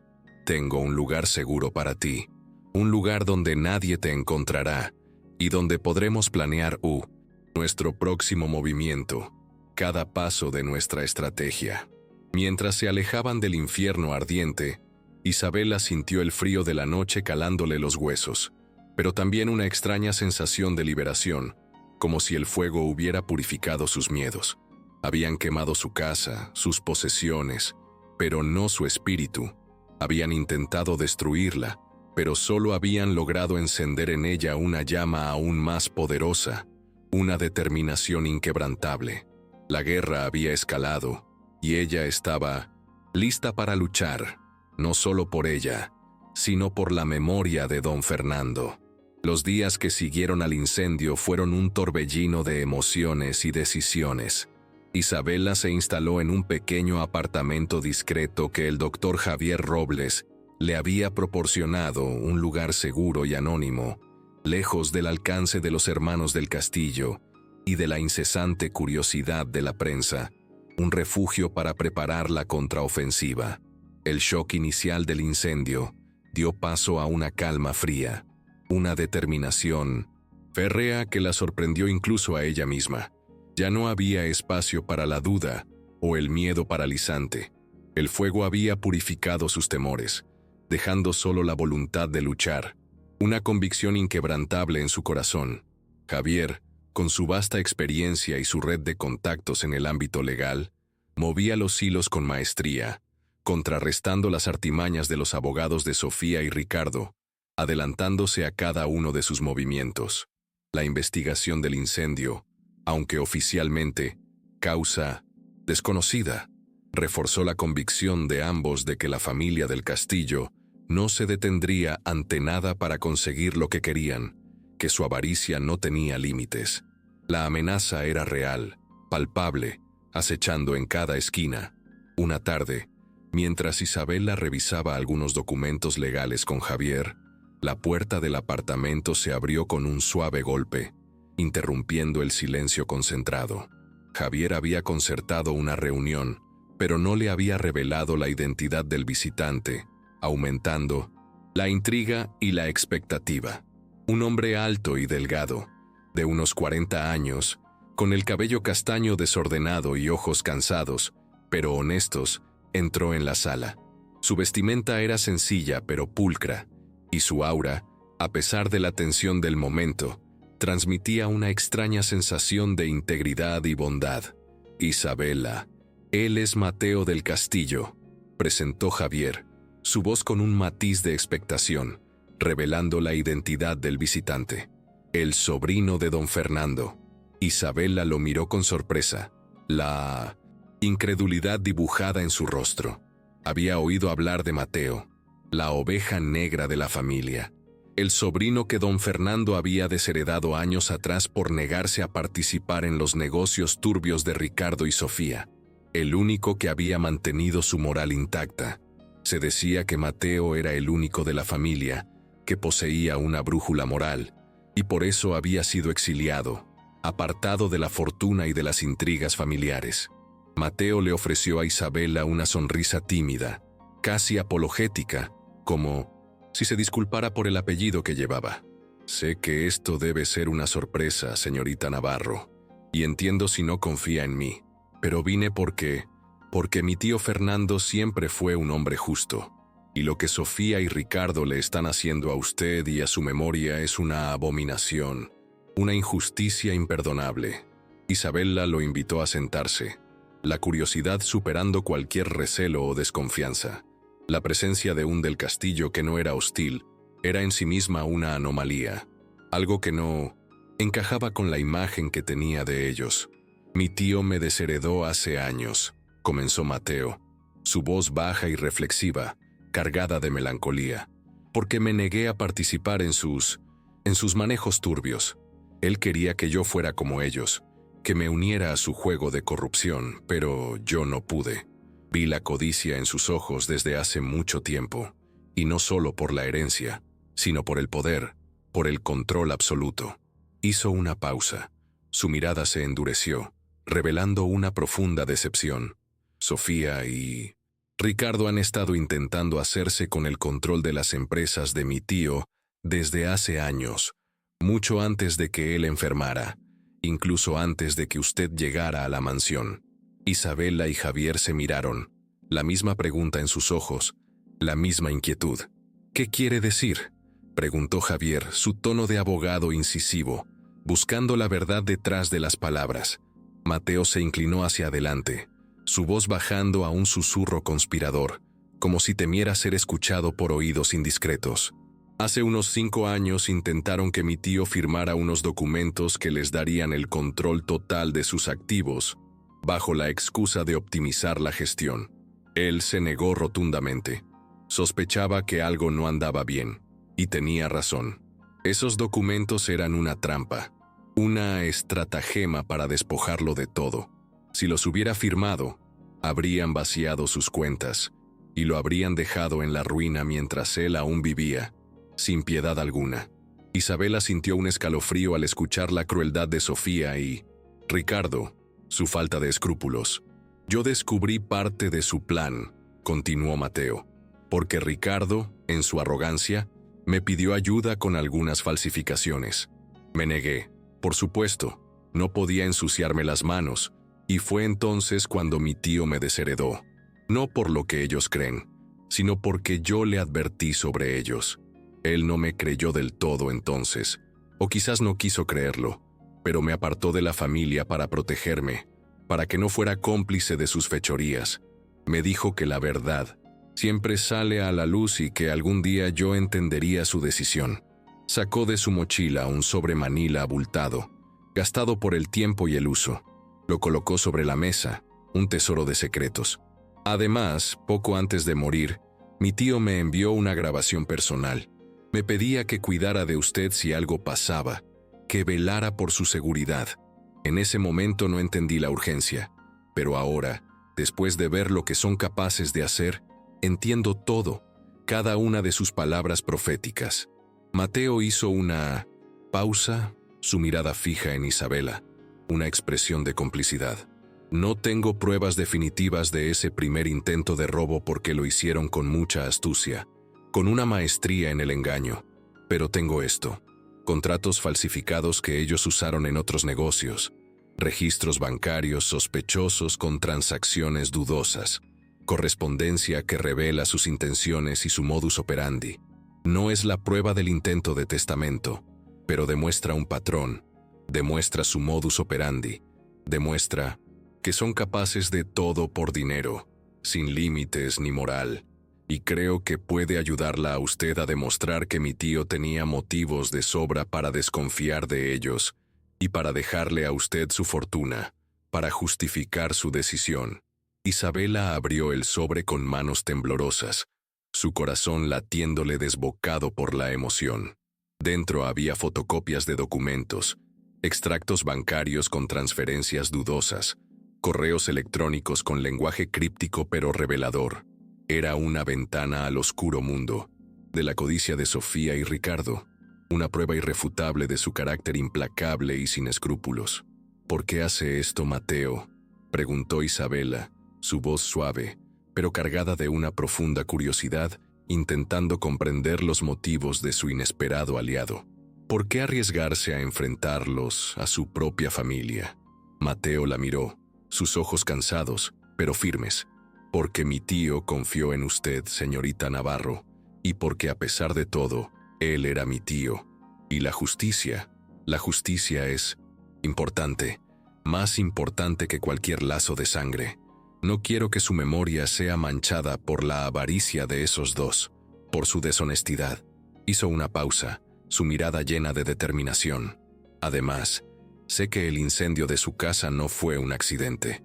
Sé que fueron ellos, no tengo dudas, y no puedo quedarme de brazos cruzados mientras intentan destruir a una persona inocente, a alguien que solo buscaba hacer el bien. Isabela sintió una oleada de gratitud, una calidez que la reconfortó. Medio de la oscuridad, había aparecido una luz inesperada, un aliado en quien podía confiar. Las pruebas de Mateo no solo corroboraban la desconfianza de don Fernando, sino que también pintaban un cuadro mucho más siniestro de los hermanos del Castillo, revelando su verdadera naturaleza.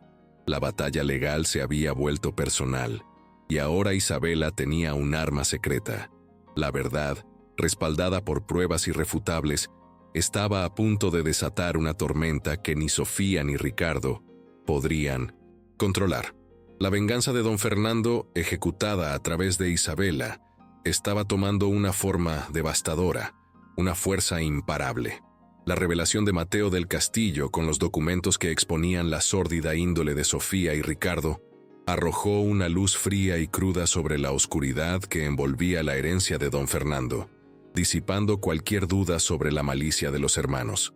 Isabela sintió un gélido alivio al ver las pruebas, una confirmación de que su intuición sobre la maldad de los hermanos no era infundada, sino una verdad tangible. Aquel material no era solo una base legal, una serie de documentos sin vida. Era la validación de la promesa de don Fernando, un eco de su fe inquebrantable en ella, en su integridad. Javier Robles, con su mente afilada de abogado, percibió de inmediato el peso de aquellas evidencias. La batalla legal, que antes parecía una lucha desigual contra gigantes, ganaba ahora un contorno más definido, más justo, equilibrando la balanza a su favor. En 1900, los días que siguieron, el discreto apartamento de Isabela se convirtió en un cuartel general improvisado, un centro de operaciones secretas. Javier y Mateo pasaban horas allí, inclinados sobre papeles, trazando estrategias, armando el rompecabezas de la intrincada red de mentiras y manipulaciones de los hermanos del Castillo. Con cada nuevo descubrimiento, con cada documento analizado, la imagen de Sofía y Ricardo se volvía más repulsiva, más peligrosa, revelando una maldad que superaba sus peores expectativas. Isabela, aunque no era abogada, participaba activamente en el proceso. Su memoria y su conocimiento íntimo de la rutina de don Fernando y de los hábitos de la mansión proporcionaban detalles cruciales que encajaban perfectamente en las piezas del plan, iluminando aspectos que de otra forma habrían pasado desapercibidos. Una mañana, mientras Javier organizaba una caja de pertenencias personales que don Fernando había dejado en su oficina, un objeto inesperado llamó su atención. Era un teléfono móvil antiguo, un modelo que don Fernando usaba para llamadas más privadas, lejos de los ojos curiosos de sus sobrinos. Un aparato que guardaba secretos. El aparato estaba apagado, empolvado, casi olvidado, como un relicario de otra época. Por un impulso, Javier decidió cargarlo, sintiendo una premonición de algo importante. La pantalla se encendió, revelando una interfaz sencilla, pero funcional, y una notificación de un mensaje de voz no escuchado. Navegando por los archivos, encontró una carpeta de grabaciones de voz. Había varias, algunas notas de don Fernando para sí mismo, otras mensajes cortos, pero una de ellas, fechada solo 3 días antes de su muerte, llamó su atención. Su fecha era significativa.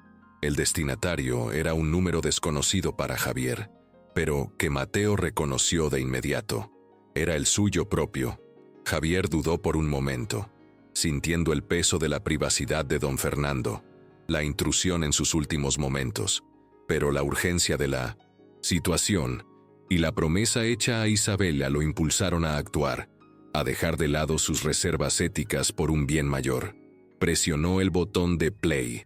La voz de don Fernando llenó el silencio del apartamento. No era la voz frágil y cansada de sus últimos días, sino una voz más clara, con un tono de urgencia y una profunda melancolía. Un mensaje que trascendía el tiempo. Mateo. Comenzó la grabación. Un suspiro pesado antes de las siguientes palabras. Un eco de su alma. Sé que estás lejos, pero necesito que me escuches. El tiempo se me acaba, y para Isabela también. Mis sobrinos. La voz de don Fernando continuó, cargada de una amarga resignación y una profunda decepción. Ellos no se detendrán. Intentarán de todo para destruir lo que construí y para destruir a quien yo confié. Los conozco. Sé hasta dónde pueden llegar. Su codicia no tiene límites y no les importa a quién pisotean para conseguir lo que quieren, sin escrúpulos ni remordimientos. Hubo una pausa, un sonido de tos seca, y luego la voz se volvió más suave, más íntima, más personal. He cometido muchos errores en la vida, Mateo, pero el mayor de ellos fue no haber visto la verdad sobre ellos antes, no haber reconocido su verdadera naturaleza a tiempo. Y el mayor acierto fue haber encontrado a Isabela, haberla traído a mi vida.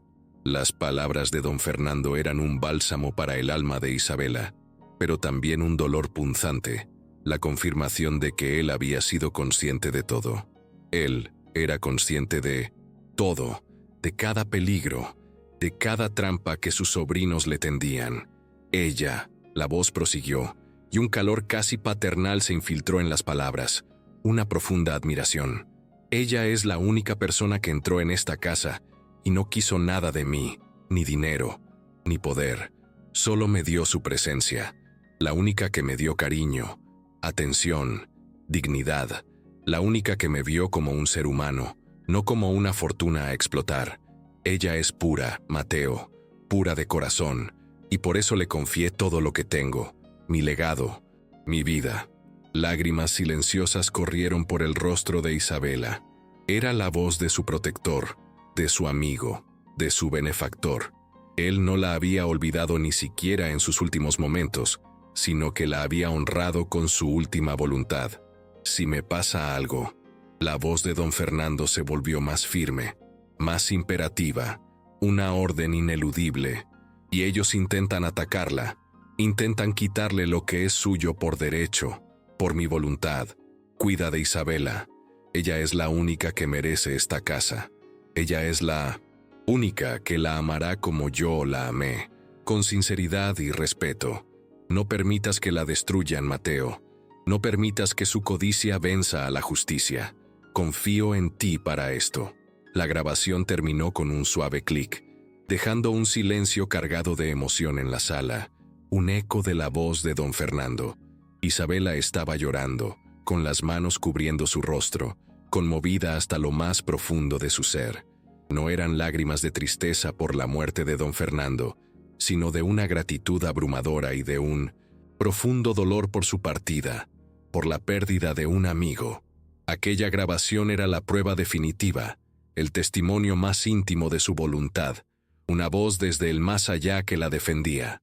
Mateo, con los ojos humedecidos, miró a Isabela, una expresión de complicidad y determinación en su rostro.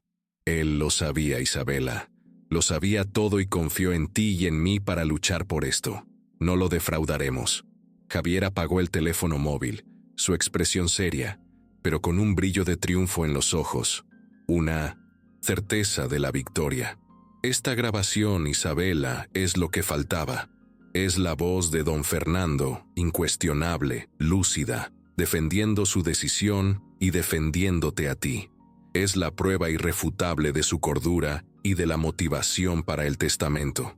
Esto silenciará a muchos, incluidos sus abogados, quienes no podrán refutarla. La voz de don Fernando, venida del pasado, era más que una prueba legal. Era un bálsamo para el alma de Isabela, un recordatorio de que no estaba sola en aquella batalla, de que tenía un protector que trascendía la vida. Él había plantado las semillas de la justicia, y ahora, con la ayuda de Mateo y Javier, ella las haría florecer, costara lo que costara. La promesa ya no era solo suya, era un legado a honrar, un juramento que cumpliría hasta el final. El descubrimiento de la grabación de don Fernando insufló nueva esperanza y determinación en Isabela, Javier y Mateo, un renovado ímpetu para la lucha. La voz del viejo patriarca, clara e inconfundible, era un escudo, impenetrable contra las acusaciones de senilidad y manipulación que Sofía y Ricardo habían lanzado con tanta vehemencia. Javier confiaba en que con aquella prueba y los documentos irrefutables de Mateo, la impugnación del testamento sería fácilmente rechazada, desmoronando las pretensiones de los hermanos. Sin embargo, la codicia de los hermanos del Castillo era un pozo sin fondo, insaciable, y su capacidad de crueldad ilimitada no se rendirían fácilmente. La calma que siguió a la lectura del testamento y al incendio de su apartamento fue solo la quietud antes de la tormenta, el preludio de una batalla aún más encarnizada.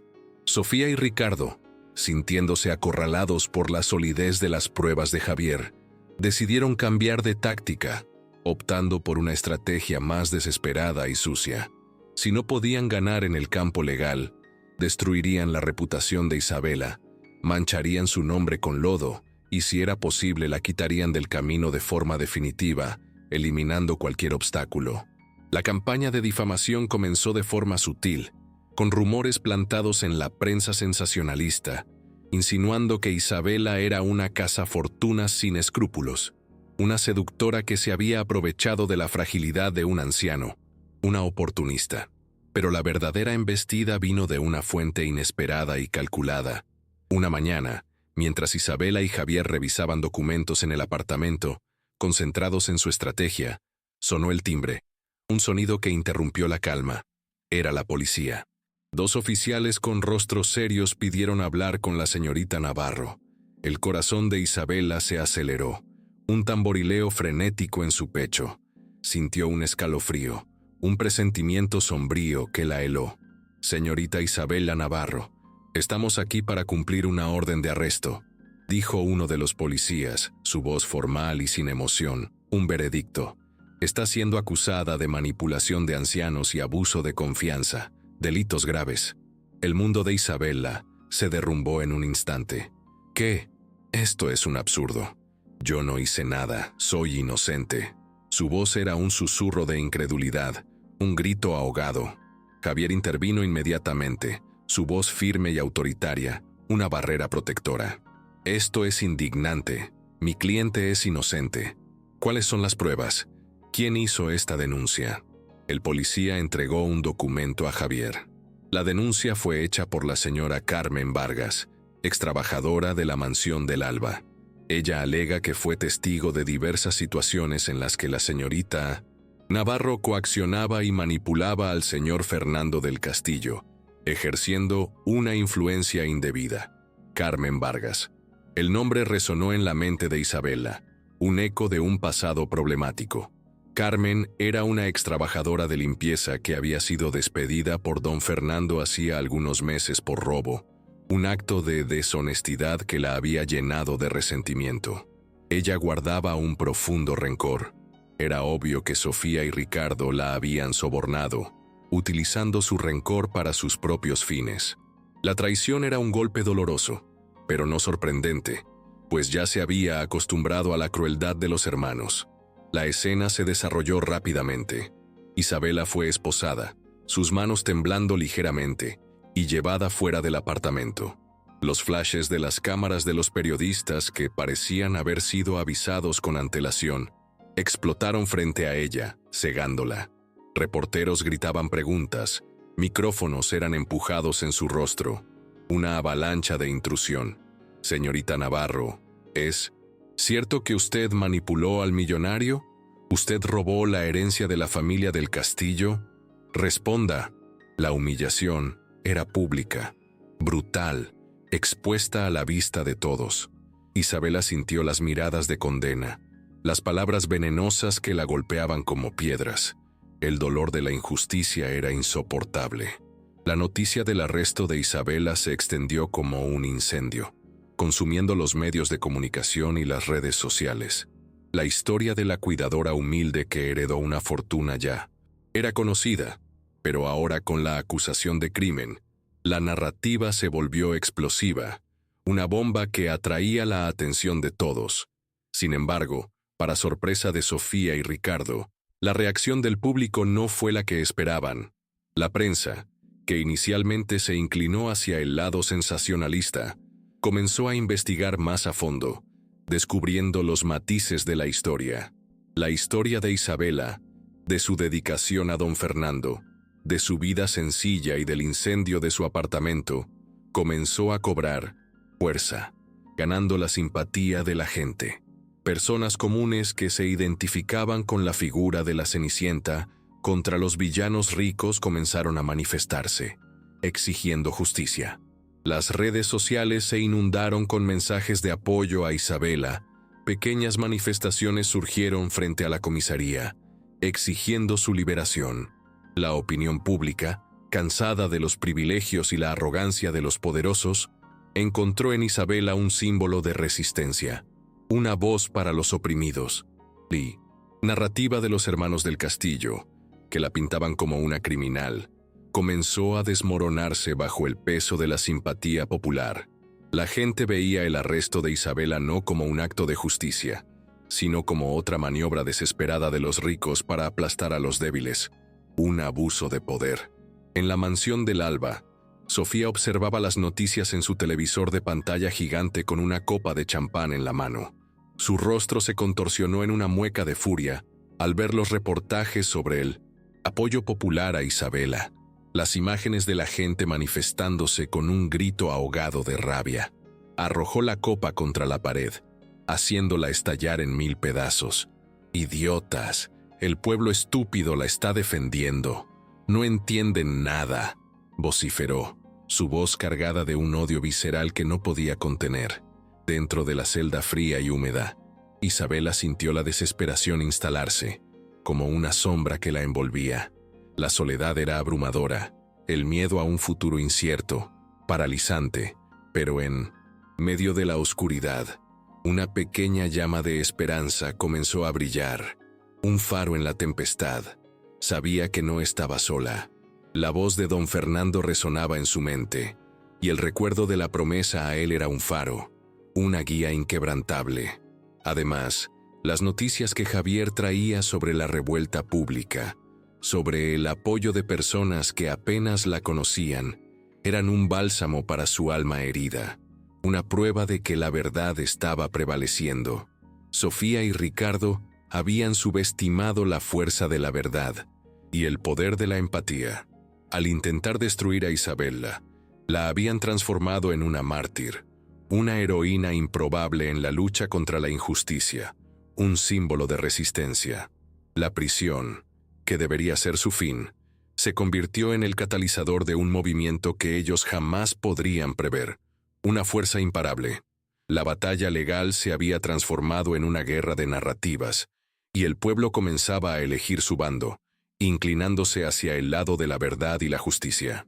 El arresto de 1900 Isabela repercutió mucho más allá de las fronteras de la ciudad, llegando incluso a los rincones más distantes del país. La noticia, amplificada por los medios y las redes sociales, llegó a oídos de Camila, la excocinera leal de la mansión del Alba, que había regresado a su tierra natal en Galicia después de años de servicio. Camila, una mujer de carácter, con un corazón tan grande como su talento en la cocina, sintió una punzada de dolor y una furia creciente al ver las imágenes de Isabela, esposada, su rostro marcado por la humillación pública. Esta mujer nunca mintió ni a sí misma, es pura de corazón, murmuró Camila para sí con los ojos fijos en la pantalla de la televisión en un pequeño bar de aldea, una rabia contenida en su voz. Ella conocía a Isabela, conocía su honestidad, su dedicación inquebrantable, su sencillez, y conocía la crueldad y la codicia de Sofía y Ricardo, su falta de moral. La acusación de manipulación era un ultraje, una mentira descarada que Camila no podía soportar, una afrenta a su propia lealtad. Sin dudarlo, Camila tomó una decisión impulsiva, pero inquebrantable. Con sus ahorros y una maleta pequeña, compró el primer pasaje de vuelta a España. No podía quedarse de brazos cruzados mientras una persona inocente era destruida por lobos sedientos de poder y dinero. Su sentido de la justicia, forjado en años de trabajo duro y observación atenta, la impulsaba a actuar. Al llegar, Camila buscó a Javier Robles, quien la recibió con una mezcla de sorpresa y esperanza, reconociendo el valor de su presencia. La ex cocinera, con su fuerte presencia y su voz cargada del acento gallego, no perdió el tiempo. «Doctor, yo sé que Isabela es inocente. Yo vi muchas cosas en esa casa, cosas que nadie más vio, secretos que guardo en mi memoria». Javier, consciente de la importancia de cualquier testimonio que pudiera desacreditar las acusaciones, la escuchó atentamente, cada palabra un posible punto de inflexión. Camila entonces reveló un secreto que guardaba desde hacía años, un tesoro de pruebas que podría cambiar el rumbo del juego y desenmascarar a los verdaderos culpables. Yo tenía un hobby, ¿sabe? Me gustaba filmar las cosas en la casa, las fiestas, las cenas. Era para tener recuerdos, para guardar la memoria de los buenos tiempos. Y en esos videos, doctor, en esos videos hay muchas cosas que Sofía y Ricardo no quieren que salgan a la luz, verdades que los expondrán. Sus ojos brillaron con una determinación feroz. Tengo videos de Sofía insultando a Isabela, humillándola, tratándola como basura, como si fuera menos que un animal. Hay un video de ella diciendo que Isabela era una parásita y que nunca debió haber entrado en esa casa, palabras llenas de veneno.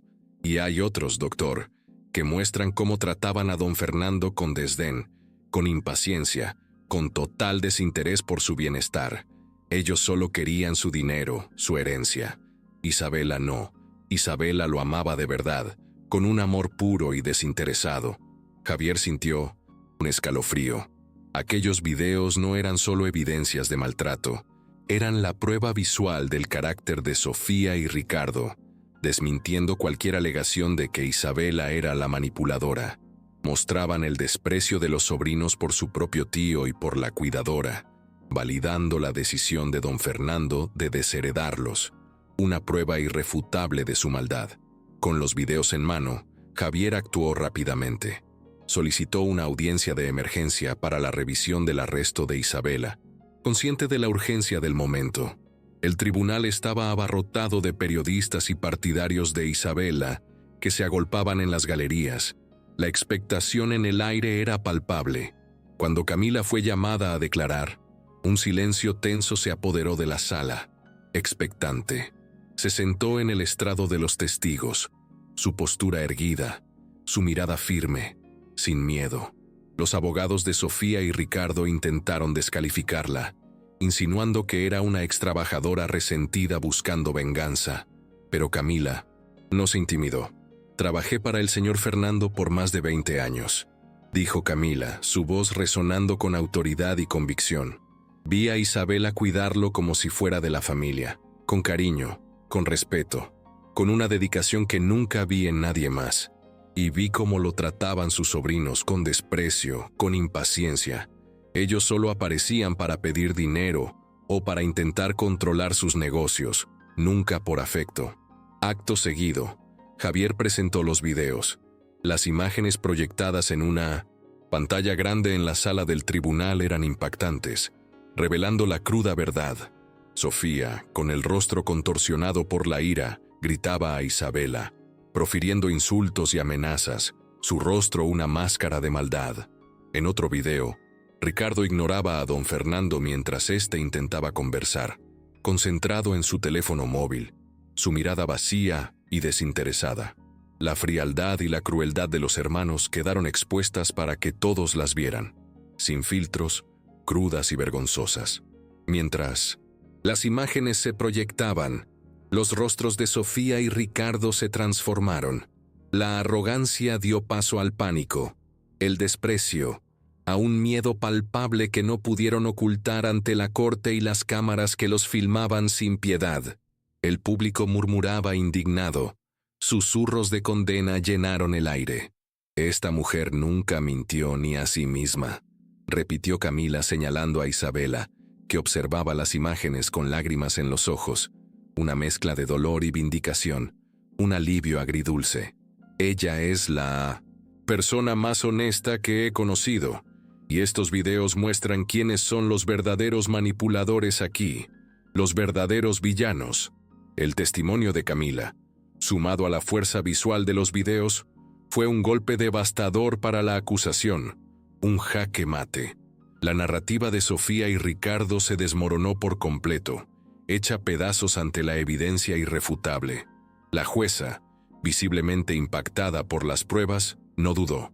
Ante las evidencias presentadas que contradicen vehementemente las acusaciones de manipulación y abuso de confianza, y considerando la inconsistencia del testimonio de la testigo de la acusación, la señora Carmen Vargas, quien será investigada por falso testimonio, concedo la libertad inmediata a la señorita Isabela Navarro. Un grito de alivio y celebración irrumpió en la sala, una ovación espontánea.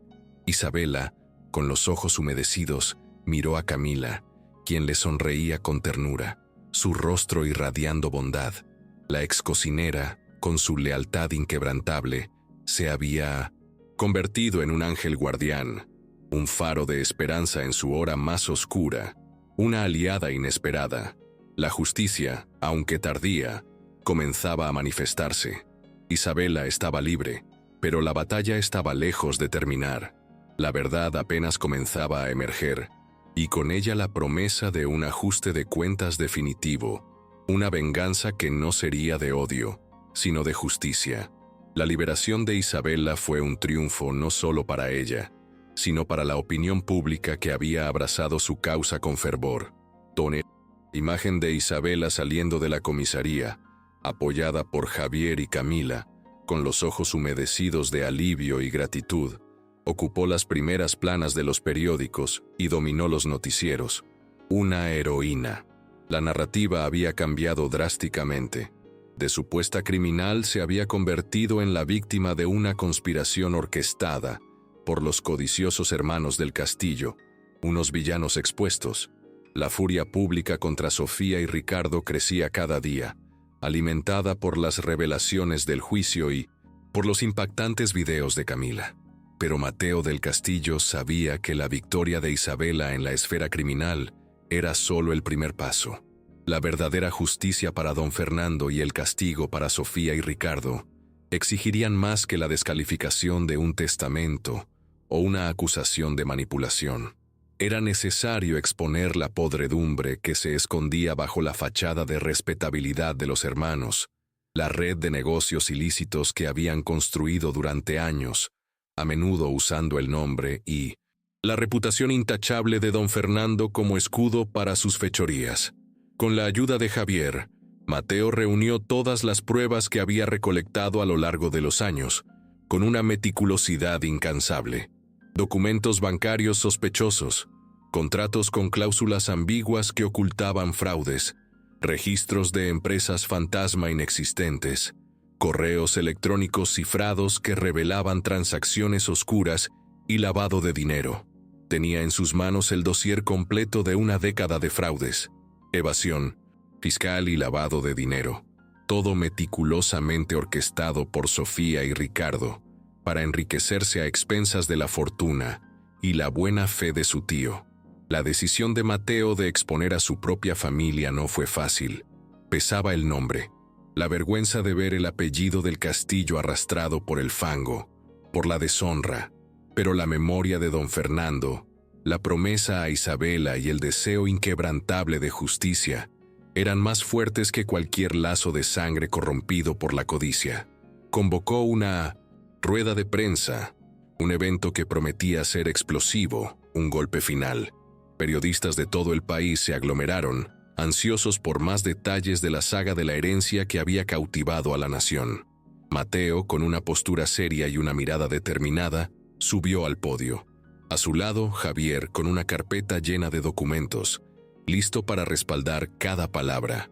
«Buenas tardes a todos», comenzó Mateo, su voz firme, aunque con un temblor casi imperceptible, revelando la magnitud de su valentía.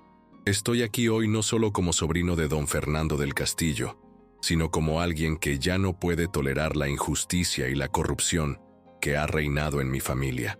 Mis primos Sofía y Ricardo del Castillo no son las víctimas que intentan parecer, son los verdaderos criminales, son la raíz de la podredumbre». Un murmullo recorrió la sala, una mezcla de sorpresa y expectación. Mateo no dudó. Comenzó a detallar con precisión quirúrgica los esquemas ilícitos de los hermanos. Habló sobre empresas fantasma utilizadas para desviar fondos, sobre contratos sobrevalorados en proyectos de construcción civil, sobre lavado de dinero a través de complejas transacciones inmobiliarias, una red de corrupción meticulosamente tejida. Presentó gráficos, extractos bancarios y copias de correos electrónicos, cada uno de ellos una pieza de un sombrío rompecabezas, una prueba irrefutable de sus delitos. Y lo más grave, continuó Mateo, su voz cobrando fuerza, es que muchas de estas operaciones fueron realizadas usando el nombre de don Fernando, manchando su reputación y poniendo en riesgo su imperio, todo por su avaricia desmedida. Él, en sus últimos años, comenzó a desconfiar, y esa desconfianza fue uno de los motivos por los cuales decidió dejar su fortuna a Isabela Navarro, una mujer de carácter incuestionable, a quien ellos intentaron destruir de todas las formas posibles, sin piedad. La rueda de prensa fue un terremoto que sacudió los cimientos de la alta sociedad. Los periódicos estallaron con titulares sensacionalistas. El imperio del Castillo, una red de corrupción. Sobrino denuncia esquemas ilícitos de Sofía y Ricardo. La verdad detrás de la fortuna al descubierto. La imagen de los herederos, ricos e injusticiados, se desmoronó por completo, revelándose como los verdaderos villanos. La opinión pública, ya inclinada a favor de Isabela, se volvió con vehemencia contra Sofía y Ricardo. Pasaron de ser potenciales héroes a villanos despreciables en cuestión de horas, su reputación hecha añicos. Al mismo tiempo, Javier Robles, actuando en nombre de Isabela y con las pruebas de Mateo, presentó una denuncia formal ante el Ministerio Público. Las acusaciones eran graves: asociación ilícita, lavado de dinero, fraude y evasión fiscal. Una lista de crímenes que los llevaría a la ruina. La investigación se abrió inmediatamente, y la presión de los medios y la opinión pública garantizó que el caso fuera tratado con la máxima prioridad, sin dilaciones. Sofía y Ricardo, que antes se movían con arrogancia e impunidad, vieron su mundo desmoronarse, cada pilar de su existencia colapsando. Sus empresas fueron objeto de auditorías rigurosas, sus cuentas bancarias congeladas y sus nombres asociados a escándalos y crímenes que los marcarían para siempre. Los teléfonos en la mansión del Alba, que antes no paraban de sonar con invitaciones a fiestas y eventos, ahora permanecían en silencio, un eco de su ostracismo. Los amigos de la alta sociedad, que antes los adulaban y buscaban su compañía, ahora cruzaban la calle para no saludarlos, como si fueran leprosos, apestados sociales. La mansión que tanto codiciaban y por la que habían cometido tantas atrocidades, se convirtió en un símbolo de su caída, de su desgracia. Isabela observaba todo desde lejos, con una mezcla de satisfacción y una extraña melancolía, una tristeza por la podredumbre humana. La venganza de don Fernando estaba siendo ejecutada, no por sus manos, sino por la verdad que él le había confiado y que Mateo había tenido el coraje de revelar. Un acto de pura justicia. La fortuna, que antes parecía una maldición, ahora se transformaba en un instrumento de justicia, un medio para corregir los errores del pasado. El pasado sucio de los del castillo había sido desenterrado, y el precio de la codicia estaba a punto de ser cobrado, sin piedad. El juego había cambiado, y el destino de los hermanos estaba sellado, condenados por sus propias acciones. El aire en la sala del tribunal era denso, cargado de una expectativa casi insoportable. Cada asiento estaba ocupado. Los periodistas se agolpaban con sus cámaras y cuadernos, y el murmullo de la multitud fuera de la sala se filtraba a través de las puertas, creando una atmósfera de anticipación. Era el día decisivo, el momento culminante de una contienda que había desvelado la oscuridad de una familia y la resiliencia de un alma inquebrantable. Sofía y Ricardo, con sus abogados, entraron con una estudiada indiferencia. Sus miradas frías, pero sus manos, apenas visibles, revelaban una tensión contenida, un nerviosismo que no podían ocultar por completo. Isabela, en cambio, avanzó con una dignidad serena, sus ojos fijos en el estrado de la jueza, una llama de esperanza inquebrantable ardiendo en su interior, un faro de luz. A su lado, Javier Robles, con su presencia imponente, irradiaba una calma que tranquilizaba a Isabela, infundiéndole confianza. Mateo, con la mandíbula tensa, observaba a sus primos. El peso de Enonsiu, la verdad que cargaba en sus manos era abrumador, pero su determinación era aún mayor. Javier Robles, con una elocuencia pausada y una voz que llenaba cada rincón de la sala, comenzó su exposición, cada palabra un golpe de martillo.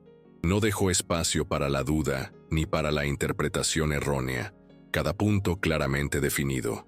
Primero presentó el testamento original de don Fernando, ese documento que había sido el epicentro de la tormenta, la causa de todo el conflicto.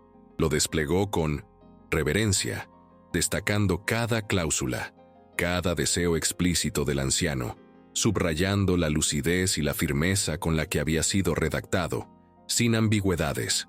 Los abogados de los hermanos intentaron refutar, argumentando una supuesta senilidad, una mente debilitada por la edad, pero Javier, con una sonrisa apenas perceptible, tenía su as bajo la manga, una carta poderosa. Con un gesto deliberado, pidió permiso para reproducir una prueba que silenciaría cualquier objeción, que anularía sus argumentos.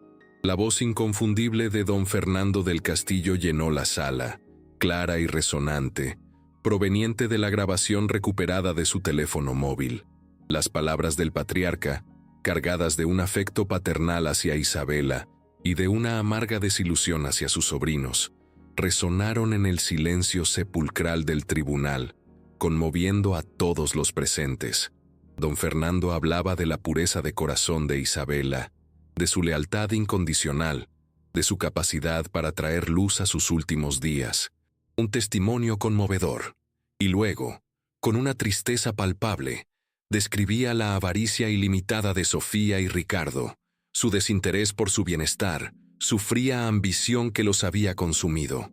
Aquella grabación no solo confirmaba la voluntad del testamento, sino que desmantelaba cualquier argumento sobre la supuesta manipulación de Isabel.